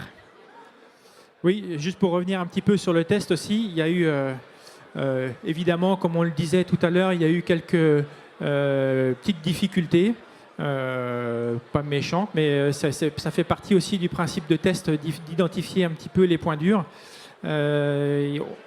C'était pour moi, en tout cas, nouveau producteur de champignons, un nouveau métier. Et comme chaque nouveau métier, ça ne s'apprend pas en quelques semaines. Comme je l'ai dit tout à l'heure, c'est très récent. On produit sur ce test depuis le mois d'avril. Et donc, il faut du temps pour acquérir les gestes, notamment pour, je le disais, on prépare, nous, producteurs, les champignons en cagette prêts à distribuer aux consommateurs. Vous voyez, les champignons ici, ils sont en grappe. Donc, il faut les effeuiller un par un pour séparer chaque feuille de champignon. Et il y a un geste qui est quand même assez particulier pour les mettre prêts à distribuer. Et ça prend du temps à acquérir. Il faut quelques semaines, quelques mois. Il y a une courbe d'apprentissage. Et là-dessus, on n'a pas été au rendez-vous du business plan parce que les premiers jours... Parce que tu ne vas pas assez vite, Marc. Je ne vais pas assez vite, ouais. Mais je continue à m'améliorer de jour en jour. Et puis, je pense qu'on commence à être bien. Et donc, ça a été la principale difficulté, ça a été le temps d'effeuillage des champignons. Et puis, il y a un autre petit point qu'on avait sous-estimé aussi, c'est que sur un bloc, comme vous voyez ici, on va faire plusieurs récoltes. On va faire jusqu'à 3 récoltes. Et on avait un petit peu sous-estimé le temps qu'il y a entre chaque récolte. Donc, tout ça, maintenant, ça a été réaligné.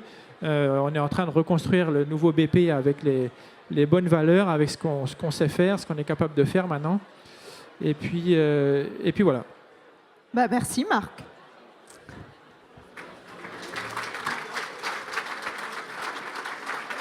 Merci beaucoup à vous deux. Un projet passionnant. J'ai une question, tu l'as évoqué Marc, effectivement on a identifié les points qui étaient à jour encore un petit peu problématiques. Quelles vont être les prochaines étapes de ce test pour être prêt en septembre ? J'en parlais à l'instant, la plus grosse problématique pour nous c'est l'effeuillage du champignon. On a tous en tête dans la production de céréales la récolte, ça dure quelques heures pour récolter, je prends l'exemple d'un hectare de blé, ça prend quelques heures, voire quelques dizaines de minutes maintenant, ça représente très peu en fait par rapport au reste de tout l'itinéraire technique de la culture. En champignons c'est différent. La récolte, c'est la majeure partie du temps qu'on va passer nous en tant que producteurs pour préparer le champignon et le mettre prêt en cagette pour le consommateur. Donc c'est très, très important d'être performant sur ce processus. Et donc on y a travaillé. Voilà, et on a trouvé donc un autre producteur qui va accepter de faire une prestation d'effeuillage pour la mise en cagette, mais surtout la mise en barquette. Parce que grâce à Celtileg, on a appris aussi tout de suite qu'il fallait une offre avec 2 conditionnements. Le cajot de 2 kg, mais la barquette de 200 grammes, et qui est plutôt celle-ci qui va se développer. Donc ça, c'est la prochaine étape, que ce producteur puisse reprendre le relais pour l'effeuillage et la mise en barquette.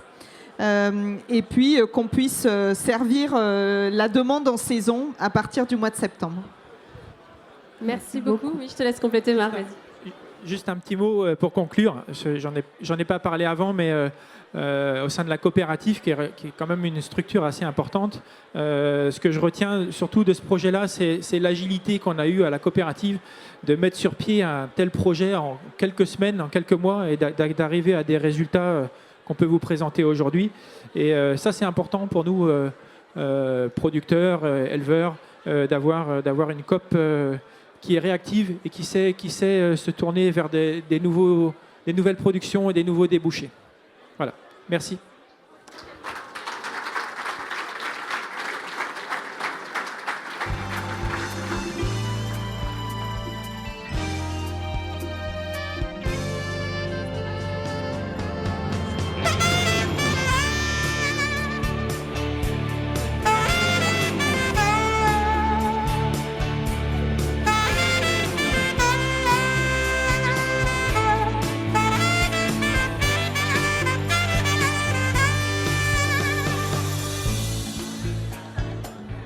Alors, on va rester dans l'alimentaire. On va passer à un nouveau duo. Il s'agit de Caroline Duprat et Sébastien Courtois de l'activité Ingrédients. Si Sébastien est présent au sein du groupe Le Gouessant depuis 18 ans, il œuvre depuis 3 ans au sein du développement de l'activité Ingrédients. Caroline, elle, était déjà là au démarrage du site de Noyal-sur-Vilaine pour son alternance et elle est aujourd'hui en charge des projets de recherche et développement. Caroline, Sébastien, la scène est à vous. Vous pouvez les encourager.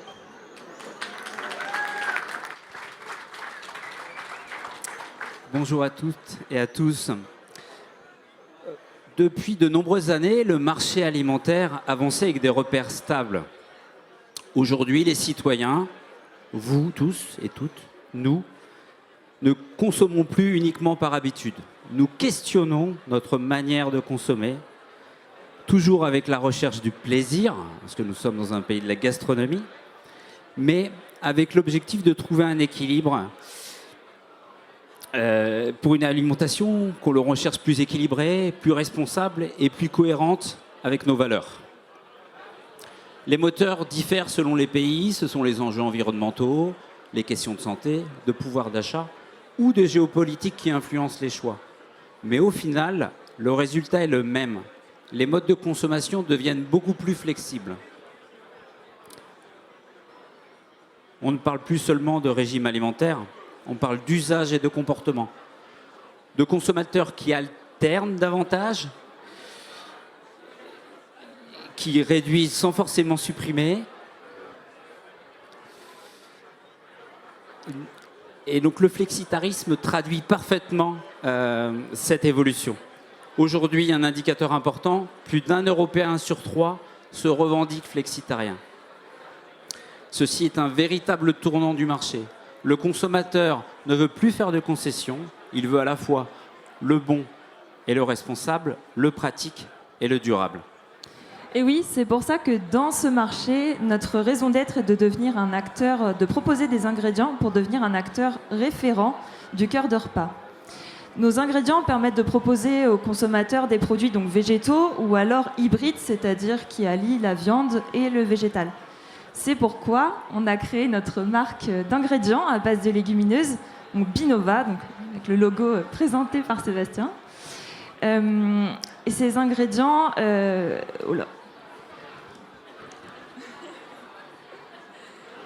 Ah oui, ces ingrédients sont disponibles en B2B, c'est-à-dire à destination des industriels de l'agroalimentaire, que ce soit en France ou à l'export. Et c'est pourquoi vous ne la trouverez jamais telle qu'elle directement en magasin. Notre activité a désormais un ancrage fort dans le groupe.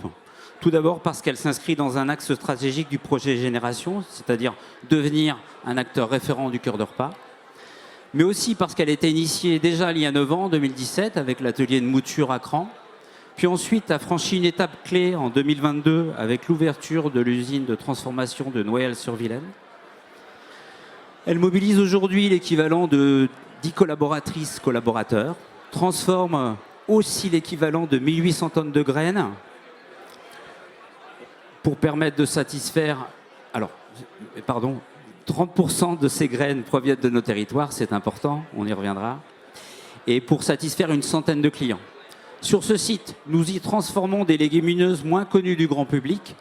Alors vous connaissez tous le haricot, le pois chiche, la lentille. Nous y transformons du pois et de la févrole, jusqu'ici majoritairement utilisés en alimentation animale. Et donc notre grand défi, c'est de proposer une nouvelle manière de consommer des légumineuses. Et pour transformer ces légumineuses telles que le pois, telles que la févrole, nous, sur notre site, on va réceptionner des grains entiers bruts, donc nettoyés. Et par un procédé exclusivement mécanique, on va être capable de décortiquer ces grains, de les broyer finement, donc c'est l'étape de micronisation, et de faire des farines donc concentrées en farine donc riche en amidon d'une part et riche en protéines d'autre part.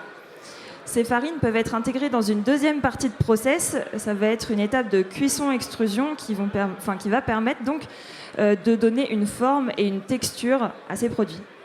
On est donc capable de proposer à nos clients 2 grandes familles de produits. Ça va être les farines d'une part et les produits texturés d'autre part. Les farines, tout d'abord, vont être intégrées dans des applications diverses, mais pour des raisons donc, fonctionnelles. Elles ont des propriétés émulsifiantes ou épaississantes, par exemple. Ça va être pour leurs propriétés aussi nutritionnelles, puisqu'elles apportent de la fibre et de la protéine. Donc, dans les applications de nos clients, on les retrouve principalement dans des desserts, des sauces, mais aussi des produits de panification. C'est donc pour tout le secteur de la boulangerie, donc BVP, boulangerie, viennoiserie, pâtisserie. Notre deuxième famille de produits, celle des texturés, ça regroupe essentiellement nos protéines végétales texturées, que nous, dans le secteur, on utilise l'acronyme PVT. Et ces PVT sont incorporés majoritairement dans des plats cuisinés ou encore dans des applications hybrides, donc encore une fois avec de la viande, type bouche-terre. Et les applications les plus courantes chez nos clients, ça va être par exemple des bolognaises, lasagnes, chili ou encore des légumes farcis. Enfin bref, vous l'aurez compris, les applications sont diverses et variées. Ce qui fait vraiment notre différence à nous, c'est notre maîtrise déjà de l'amont, c'est-à-dire la culture, la collecte, mais aussi l'approvisionnement. Ça va être notre réactivité industrielle, tout comme logistique. Et enfin, ça va être vraiment notre savoir-faire en extrusion qui s'appuie sur l'expertise de notre équipe. Avec la naissance de... on part donc de graines brutes qui ont de l'ordre de 20% de protéines et on arrive à en faire des ingrédients donc performants qui sont sous forme donc de farine ou texturés et qui en contiennent jusqu'à 60%. Finalement, depuis le début de l'activité, on a été capable d'obtenir ce savoir-faire pour décliner des produits. On a une vaste déclinaison donc de recettes, mais aussi de formats, pour vraiment s'adapter aux usages de ces ingrédients dans les process industriels de nos clients. Par exemple, les snacks apéritifs que vous dégusterez aujourd'hui, on a été en mesure, grâce à notre maîtrise donc, des matières premières, mais aussi de l'extrusion, de créer donc, la base extrudée, donc la forme et la texture croustillante des curly, donc des croustiches, que vous dégusterez aujourd'hui. Notre client, lui, s'occupe de l'aromatisation, donc vraiment du goût qu'il confère au produit final. Et ce qu'on aime bien dire, c'est que nous, on est maître de la forme et de la texture, et notre client, lui, s'occupe du goût. Donc en fait, ces sources végétales telles que le pois, telles que la févrole, elles vont intégrer nos assiettes par nos différentes actions du quotidien. Et on propose donc des solutions qui sont durables, mais aussi à forte valeur ajoutée, ce qui en fait vraiment un levier pour devenir un acteur référent du cœur de repas. Merci Caroline, c'est très clair. Et moi j'ai une question, projetons-nous, je suis un acheteur chez un industriel de l'agroalimentaire qui est reconnu pour la fabrication de plats cuisinés, unités de vente consommateur, plutôt carné jusqu'ici. Et pour sa propre marque ou pour une marque distributeur, je recherche un ingrédient végétal, origine France, disponible toute l'année, économiquement pertinent. Qu'as-tu à me proposer ? Très bonne question, Sébastien. Dans ce cas, nos produits de la marque Binova sont pleinement adaptés puisqu'ils se cuisinent facilement. Ils s'intègrent dans une large déclinaison, un large éventail gustatif, tout en intégrant les process industriels de nos clients, donc qui sont déjà existants. Et comme je le disais, on ne peut pas retrouver nos produits tels quels en magasin, mais on peut les retrouver via les marques de nos clients. Donc dans les rayons libre-service des grandes et moyennes surfaces, ça va être des clients comme Harry & Co ou encore Charal. Je change de casquette. Je suis désormais chef de projet R&D chez une PME de dimension régionale. On l'aime à l'appeler traiteur. Et nous avons vocation à répondre à des appels d'offres de la restauration au domicile, notamment scolaire. Je cherche un ingrédient végétal et bio dans l'idéal.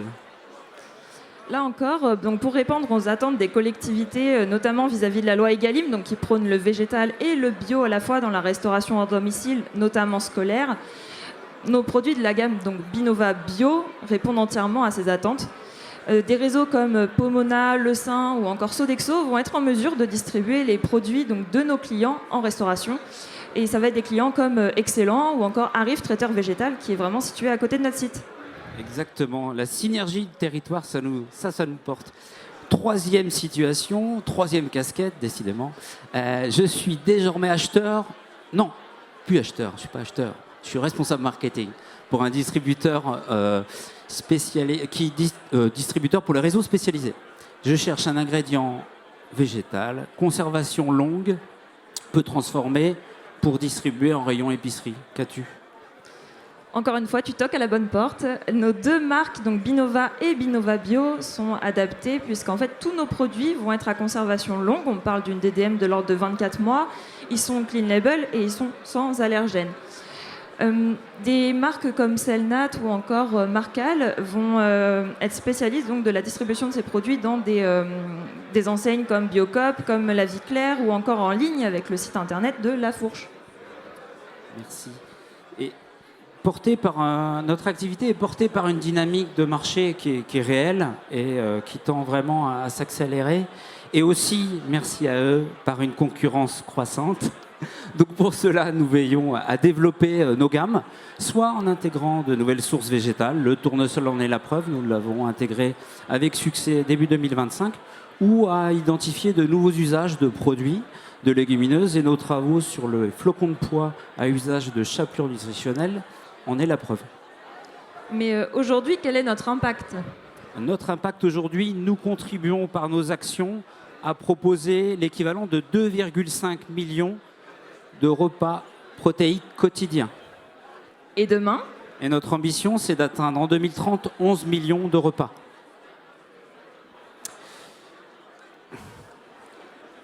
En fait, je vais me faire m'aider un peu quand même, parce que une trajectoire sur le volume qui est cohérente en fait avec la locomotive qui est l'introduction de végétal dans la portion protéique du cœur d'assiette, associant viande et végétal. Ça, nous y veillons. Pourquoi porter tiré par l'offre, la pertinence économique et surtout la transition alimentaire déjà engagée. Un mix. Ce qui est intéressant et ce qui peut paraître un peu étrange, c'est que malgré tout, c'est hyper cohérent avec les exploitations de notre territoire qui sont majoritairement en polyculture élevage. Pour cela, nous travaillons, et ça c'est vraiment ce que Caroline a indiqué, notre différentiel aujourd'hui, c'est notre intégration dans l'amont, donc notre rapport à la culture, et il faut que ça devienne un avantage demain. Donc nous devons assurer et sécuriser notre approvisionnement pour assurer qualité et durabilité tout en entretenant le lien à notre territoire. Merci.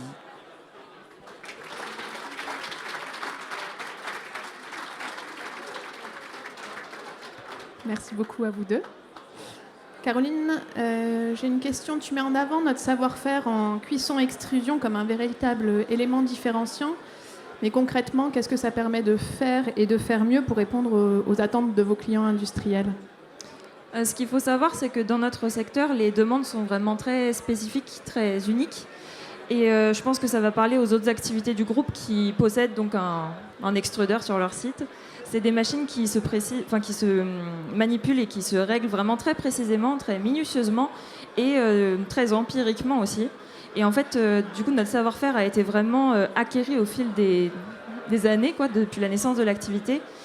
Et c'est ce qui nous permet donc de faire vraiment notre force de pilote. Enfin, l'humain est au cœur vraiment du pilotage de la machine et de la réponse aux exigences clients. C'est ce qui nous permet aussi d'ouvrir nos activités à des actions de sous-traitance, par exemple. Sébastien, une dernière question. On l'a compris, vous proposez à la fois des solutions en bio et en conventionnel. Pourquoi est-il important aujourd'hui sur ce type de marché de proposer ces deux alternatives ? C'est important pour notre développement, la trajectoire et nos ambitions 2030, comme on l'a affiché, mais aussi parce que notre expertise en extrusion nous a conforté dans notre pertinence technique, la qualité de notre offre, nos engagements principaux sans allergènes, site clean label et sans additifs confirment notre positionnement. Et je pense qu'un des objectifs du groupe dans l'offre alimentaire, c'est de répondre aux besoins alimentaires de toutes et de tous. Et une offre conventionnelle était un moyen de la rendre plus accessible. Merci beaucoup à vous deux. On peut les applaudir une dernière fois. Et nous allons accueillir le cinquième et dernier pitch de cette matinée avec Émir et Briec.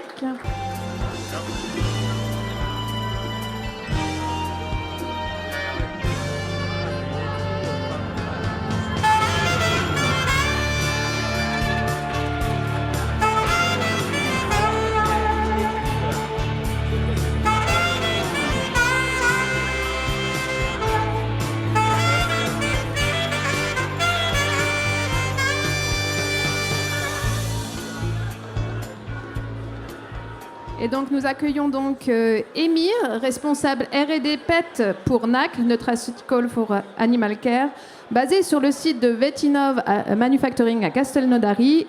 Émir est en charge du développement de nutraceutiques pour chiens et chats, de l'idée à l'accompagnement technique client, en étant impliqué dans toutes les étapes de la fabrication. Et Briac Martin, responsable technique ruminant pour NAC, basé à Saint-Aron, et qui s'occupe du développement et du support technique de nutraceutiques, principalement pour les bovins, ovins et caprins. Bonjour à tous. Bonjour. On va vous parler donc de l'axe 5 qui est créer des leaders sur des segments de marché à potentiel. Créer des leaders sur des segments de marché à potentiel en s'appuyant sur nos métiers et nos savoir-faire. Un peu flou. Ah, toi aussi, t'as pas compris. Ça vous parle peut-être? Non? Ah ouais, non. Bon, tu sais quoi, peut-être ce qu'on va faire, hein, on va peut-être reprendre point par point, expliquer et peut-être commencer par nos métiers. Comment définirais-tu ton métier, Briac? Eh ben moi, mon métier, de façon simple, c'est penser et concevoir des aliments complémentaires pour le livestock. Donc quand on parle de livestock, c'est les animaux d'élevage. Et moi, dans ma partie, je m'occupe plus précisément des ruminants.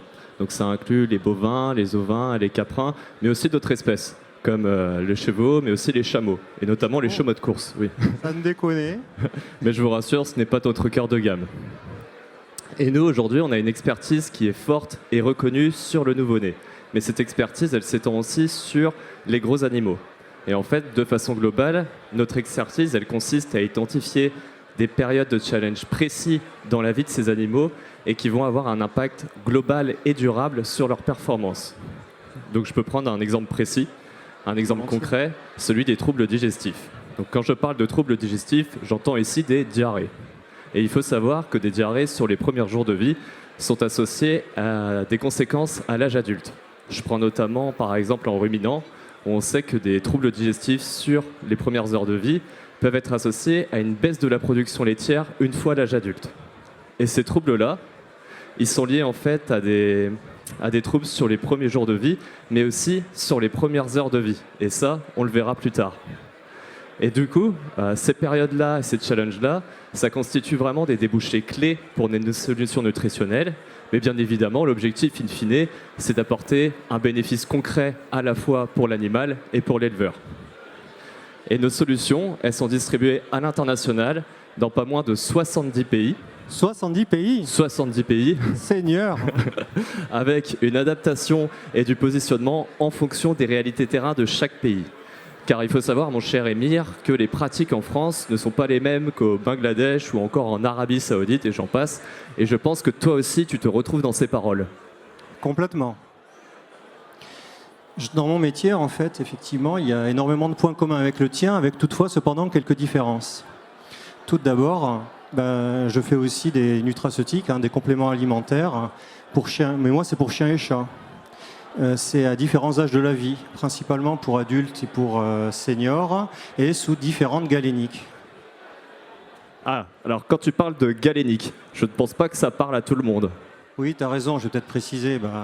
Je vais expliquer ça de manière simple. Tu vois ce que c'est, les gallinacés, les poules? Oui, je crois, oui. C'est pas du tout ça. D'accord. En fait, la galénique, c'est l'art d'embarquer les actifs dans des matrices pour garantir leur efficacité, voire faciliter en fait la prise. Et en fait, on a une vraie expertise là-dessus au sein de NAC. Tu parles de 70 pays. Nous, franchement, on n'en est pas là. Nous, on est surtout sur la France et l'Europe et relativement peu en fait en pays tiers, même si l'Asie commence à se développer. Au niveau des challenges dont tu parlais, nous, il y a un challenge qui est assez important, en fait, qui est l'appétence, à savoir la capacité pour le chien et les chats, en fait, à assimiler spontanément des choses. Donc le chien, je pense que vous avez tous des chiens, c'est relativement facile. On considère que le chien, il bouffe quasiment tout, même s'il préfère ce qui est sucré, alors que le chat est quand même beaucoup plus difficile. Et on a une vraie expertise justement là-dessus, un vrai savoir-faire qui nous permet d'exister, nous, sur notre marché. Est-ce que l'appétence est un challenge pour toi aussi, Briac ? Alors déjà, il faut savoir qu'aujourd'hui, avec Émir, en fait, on rencontre vraiment la même problématique. C'est-à-dire qu'on est vraiment sur des marchés disputés, Mais nous, on souhaite passer vraiment un cap au-dessus en s'imposant comme leader sur ces marchés. Comment? En diffusant et en capitalisant notre expertise technique auprès de nos clients. Et là, Émir me parlait des challenges, et notamment de l'appétence. Tu me demandais si l'appétence était un challenge pour moi, c'est ça? Complètement, oui. Alors, je vais te répondre simplement. C'est un challenge, mais qui n'est pas vraiment important à notre niveau. Ah ouais? Je vais plutôt te parler d'un challenge qui est essentiel pour nous et qui le devient à force pour notre client. Et je vais te parler plus précisément des challenges autour de cet élixir qui est le colostrum. Le quoi? Le colostrum. Alors, tes souhaits? Merci. Alors, pour les non-connaisseurs, et c'est bien normal, le colostrum, simplement, c'est le premier lait de la mer. Et il faut savoir... Ah oui, d'accord, oui. Voilà, le premier lait de la mer. Et il faut savoir que ce colostrum, il est riche en composés bioactifs qu'on ne retrouve pas dans le lait maternel classique. Ce qui met d'autant plus en avant son importance et son statut d'élixir. D'accord, je comprends, oui. C'est pour ça. Et il faut savoir aussi que l'administration de ces composés bioactifs du colostrum, elles vont influencer significativement et durablement la future vie de l'animal. Mais tu as un vrai savoir-faire là-dedans, dis donc. On a un vrai savoir-faire là-dedans. Et or, en fait, on sait, donc, par rapport que c'est une période précise, donc l'administration de ces composants, et or, on sait, par exemple, là on arrive à cette notion de challenge, que des veaux ou des animaux avec des fonctions métaboliques qui sont faibles ne vont pas valoriser correctement cet élixir. Et donc, nous, face à ça, on a notre solution qui sont les boosters, et notamment le Boostivo. Et donc, pour faire comprendre l'intérêt d'une telle solution, en fait, on fait comprendre l'importance de cet élixir qu'est le colostrum et les challenges qui sont les enjeux métaboliques autour du veau. Et donc, comment est-ce qu'on y arrive? En fait, on développe des guides scientifiques, des livres blancs, on fait des séminaires, des webinaires, ce qui fait qu'en fait, on se positionne en tant qu'expert sur ce marché de niche et que notre solution fait sens. En fait, si je pouvais imaginer aujourd'hui, pour moi, une présentation, c'est 55 minutes de contexte autour de cet élixir qu'est le colostrum pour 5 minutes de présentation produit. Et je pense que toi aussi, tu te retrouves dans ces paroles, Émir. Complètement, Briec. Donc tu parlais de leader, tu parlais d'expertise. Il faut savoir qu'aujourd'hui, en fait, le marché change. Le marché change très vite. En effet, la concurrence s'accroît. Il y a les exigences réglementaires qui demandent des preuves. Il y a également les attentes clients. Aujourd'hui, être bon ne suffit plus. Pour être leader, à notre sens, il y a 3 éléments clés à capitaliser. Tout d'abord, l'excellence technique. Je pense que tu as assez bien développé la chose. Oui. Il y a l'innovation ciblée. Et enfin, la valorisation intelligente. Tu as parlé de guidelines scientifiques, de webinaires et tout. Donc en fait, ce qu'il faut comprendre, c'est qu'aujourd'hui, être bon ou être suiveur ne suffit plus. Il faut vraiment passer ce cap et on va en ce sens. Et pour en revenir effectivement à ce que tu disais, oui, effectivement, entre ces 55 minutes et ces 5 minutes, en fait, au niveau des développements projets, pour arriver à ces 5 minutes, il y a tout un travail qui est mené par toute l'équipe NAC, ainsi que les supports au sein de la coopérative, pour arriver à faire des développements produits. En ce sens, en fait, on suit le guideline, on suit le process R&D, avec au départ donc l'identification d'une idée, l'évaluation d'un marché via des études, et lorsqu'en fait on a tous les facteurs qui nous disent qu'il faut y aller, on commence à réfléchir à une solution technique pour répondre à ces demandes, en s'appuyant d'une part sur une galénique appétante pour faciliter l'administration, parce que en fait, si l'animal ne mange pas, ça n'a aucun intérêt derrière, hein, et également avoir derrière une formule qui repose sur des actifs validés par des preuves solides et scientifiques. Et ensuite, il y a une étape d'industrialisation prototype puis industrialisation classique, avec en parallèle la construction d'un dossier de preuves solide pour justement amener ces arguments qui feront la différence. Pour donner un exemple simple, en fait, en France, on travaille avec notre distributeur français. En fait, on co-construit ensemble, de manière à avoir en amont en fait une validation de terrain qui va derrière nous sécuriser. Parce qu'en fait, on inclut pas mal de choses, il y a pas mal de projets, il y a énormément de choses en jeu. On ne peut pas se permettre de partir à l'aventure comme ça. Donc avoir cette validation terrain en amont, ça nous donne quand même certaines garanties pour lancer d'abord le produit en France, puis en Europe et enfin en pays tiers. Mais c'est important vraiment de suivre ces étapes parce qu'on se rend compte qu'en fait, en fonction des territoires dans lesquels on est présent, les facteurs clés de succès ne sont pas les mêmes et il faut s'adapter. Donc c'est déjà bien d'avoir une première validation, puis après pouvoir rectifier le tir. Mais je pense que, Briec, cette question d'adaptation à l'international, tu la rencontres aussi, n'est-ce pas? Ah bah je te rejoins complètement. Et pour en revenir à nos solutions miracles, justement, que sont les boosters, il faut savoir que le positionnement, on doit constamment aussi le faire évoluer en fonction des réalités terrain de chaque utilisateur ou de chaque pays. Par exemple, il faut savoir... Par exemple, il faut savoir que pour certains, un veau peu vigoureux, un animal peu vigoureux, on lui administre à la naissance directement le colostrum via une sonde orale. Ce qui fait que dans ce contexte, nos boosters ne font pas forcément sens. Et donc cela nous a poussé à approfondir le réel mécanisme, la compréhension des systèmes métaboliques chez les animaux et à démontrer qu'en fait, un animal à la naissance, même avec des fonctions métaboliques faibles, il ne valorise pas forcément correctement le colostrum. Ce qui fait que notre solution, nos boosters, font un nouveau sens pour ces utilisateurs et ces marchés-là. Et aujourd'hui, ces utilisateurs, ils continuent leur pratique, mais ils utilisent notre solution. Mais bon, peu importe le marché, on se rend compte qu'il y a une vraie exigence de dossiers de preuve et d'expertise technique. Et c'est pour ça que nous, aujourd'hui, on souhaite prendre cette position afin de s'imposer comme leader sur nos marchés de niche. Tout à fait. Je préciserai également que pour nous, en fait, sur le marché français, on est connu via la marque EasyPill. Et en France, en fait, EasyPill égale appétence. Donc les produits EasyPill, en fait, c'est la combinaison, en fait, l'appétence au service de la science. Un problème, une solution appétente. On est connu là-dessus et donc, je vois que tu as ton expertise sur le livestock et moi, j'ai mon expertise sur le PET. Ouais, et en fait, cette problématique d'être leader, en fait, elle bénéficie directement à la COP, hein, puisque en fait, nous sommes un relais de croissance matérielle et immatérielle pour la COP. Immatérielle dans le sens où en fait la valorisation de toutes les connaissances scientifiques dont tu parles en fait rejaillit de manière positive sur l'image. Nous avons également déposé des brevets. Et nous participons aussi à la vie collective. Je ne sais pas si certains d'entre vous ont entendu parler du panel Petinov pour chiens et chats. Ça parle à certains? Il y en a qui font partie? Bon, oui. Merci. Vous voyez, ça aussi, typiquement, en fait, ce sont nos connaissances qu'on met au service des adhérents avant de derrière développer les produits.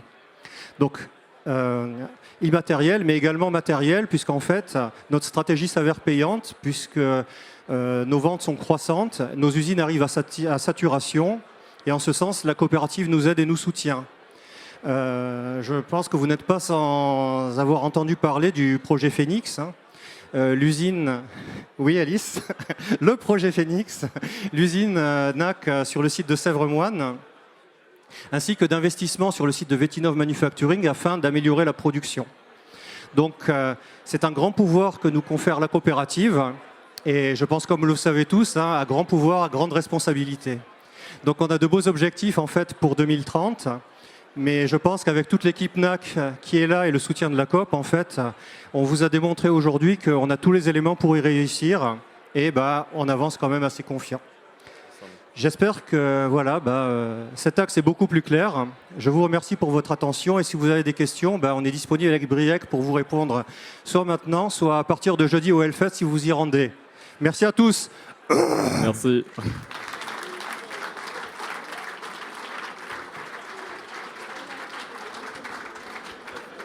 Merci beaucoup pour votre éclairage effectivement sur cet axe stratégique. J'ai une question pour toi, Émir. Comment notre expertise technique se traduit-elle à travers nos brevets et comment a-t-elle évolué dans le temps? Bonne question Mathilde, merci. Effectivement, je disais en introduction que nous avons une expertise sur l'appétence. Je ne l'ai pas dit au cours de la présentation, mais en fait, nous sommes le leader européen historique sur l'appétence et en particulier sur le chat.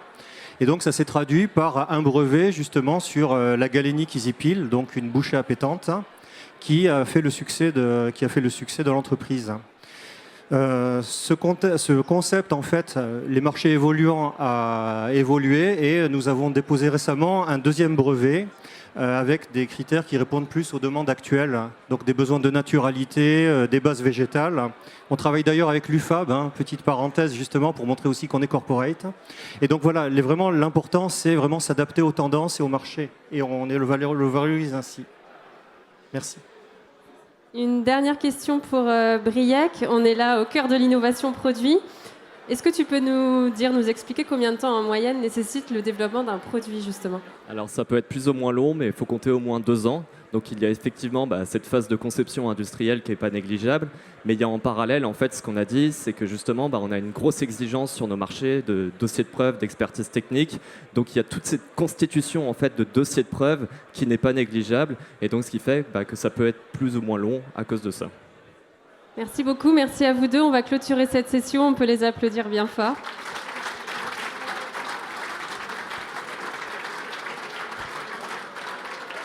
Merci à toutes et tous pour votre écoute et surtout un grand bravo à nos 5 binômes pour la qualité de leurs interventions. J'espère que vous avez appris plein de choses, que ça aura piqué votre curiosité.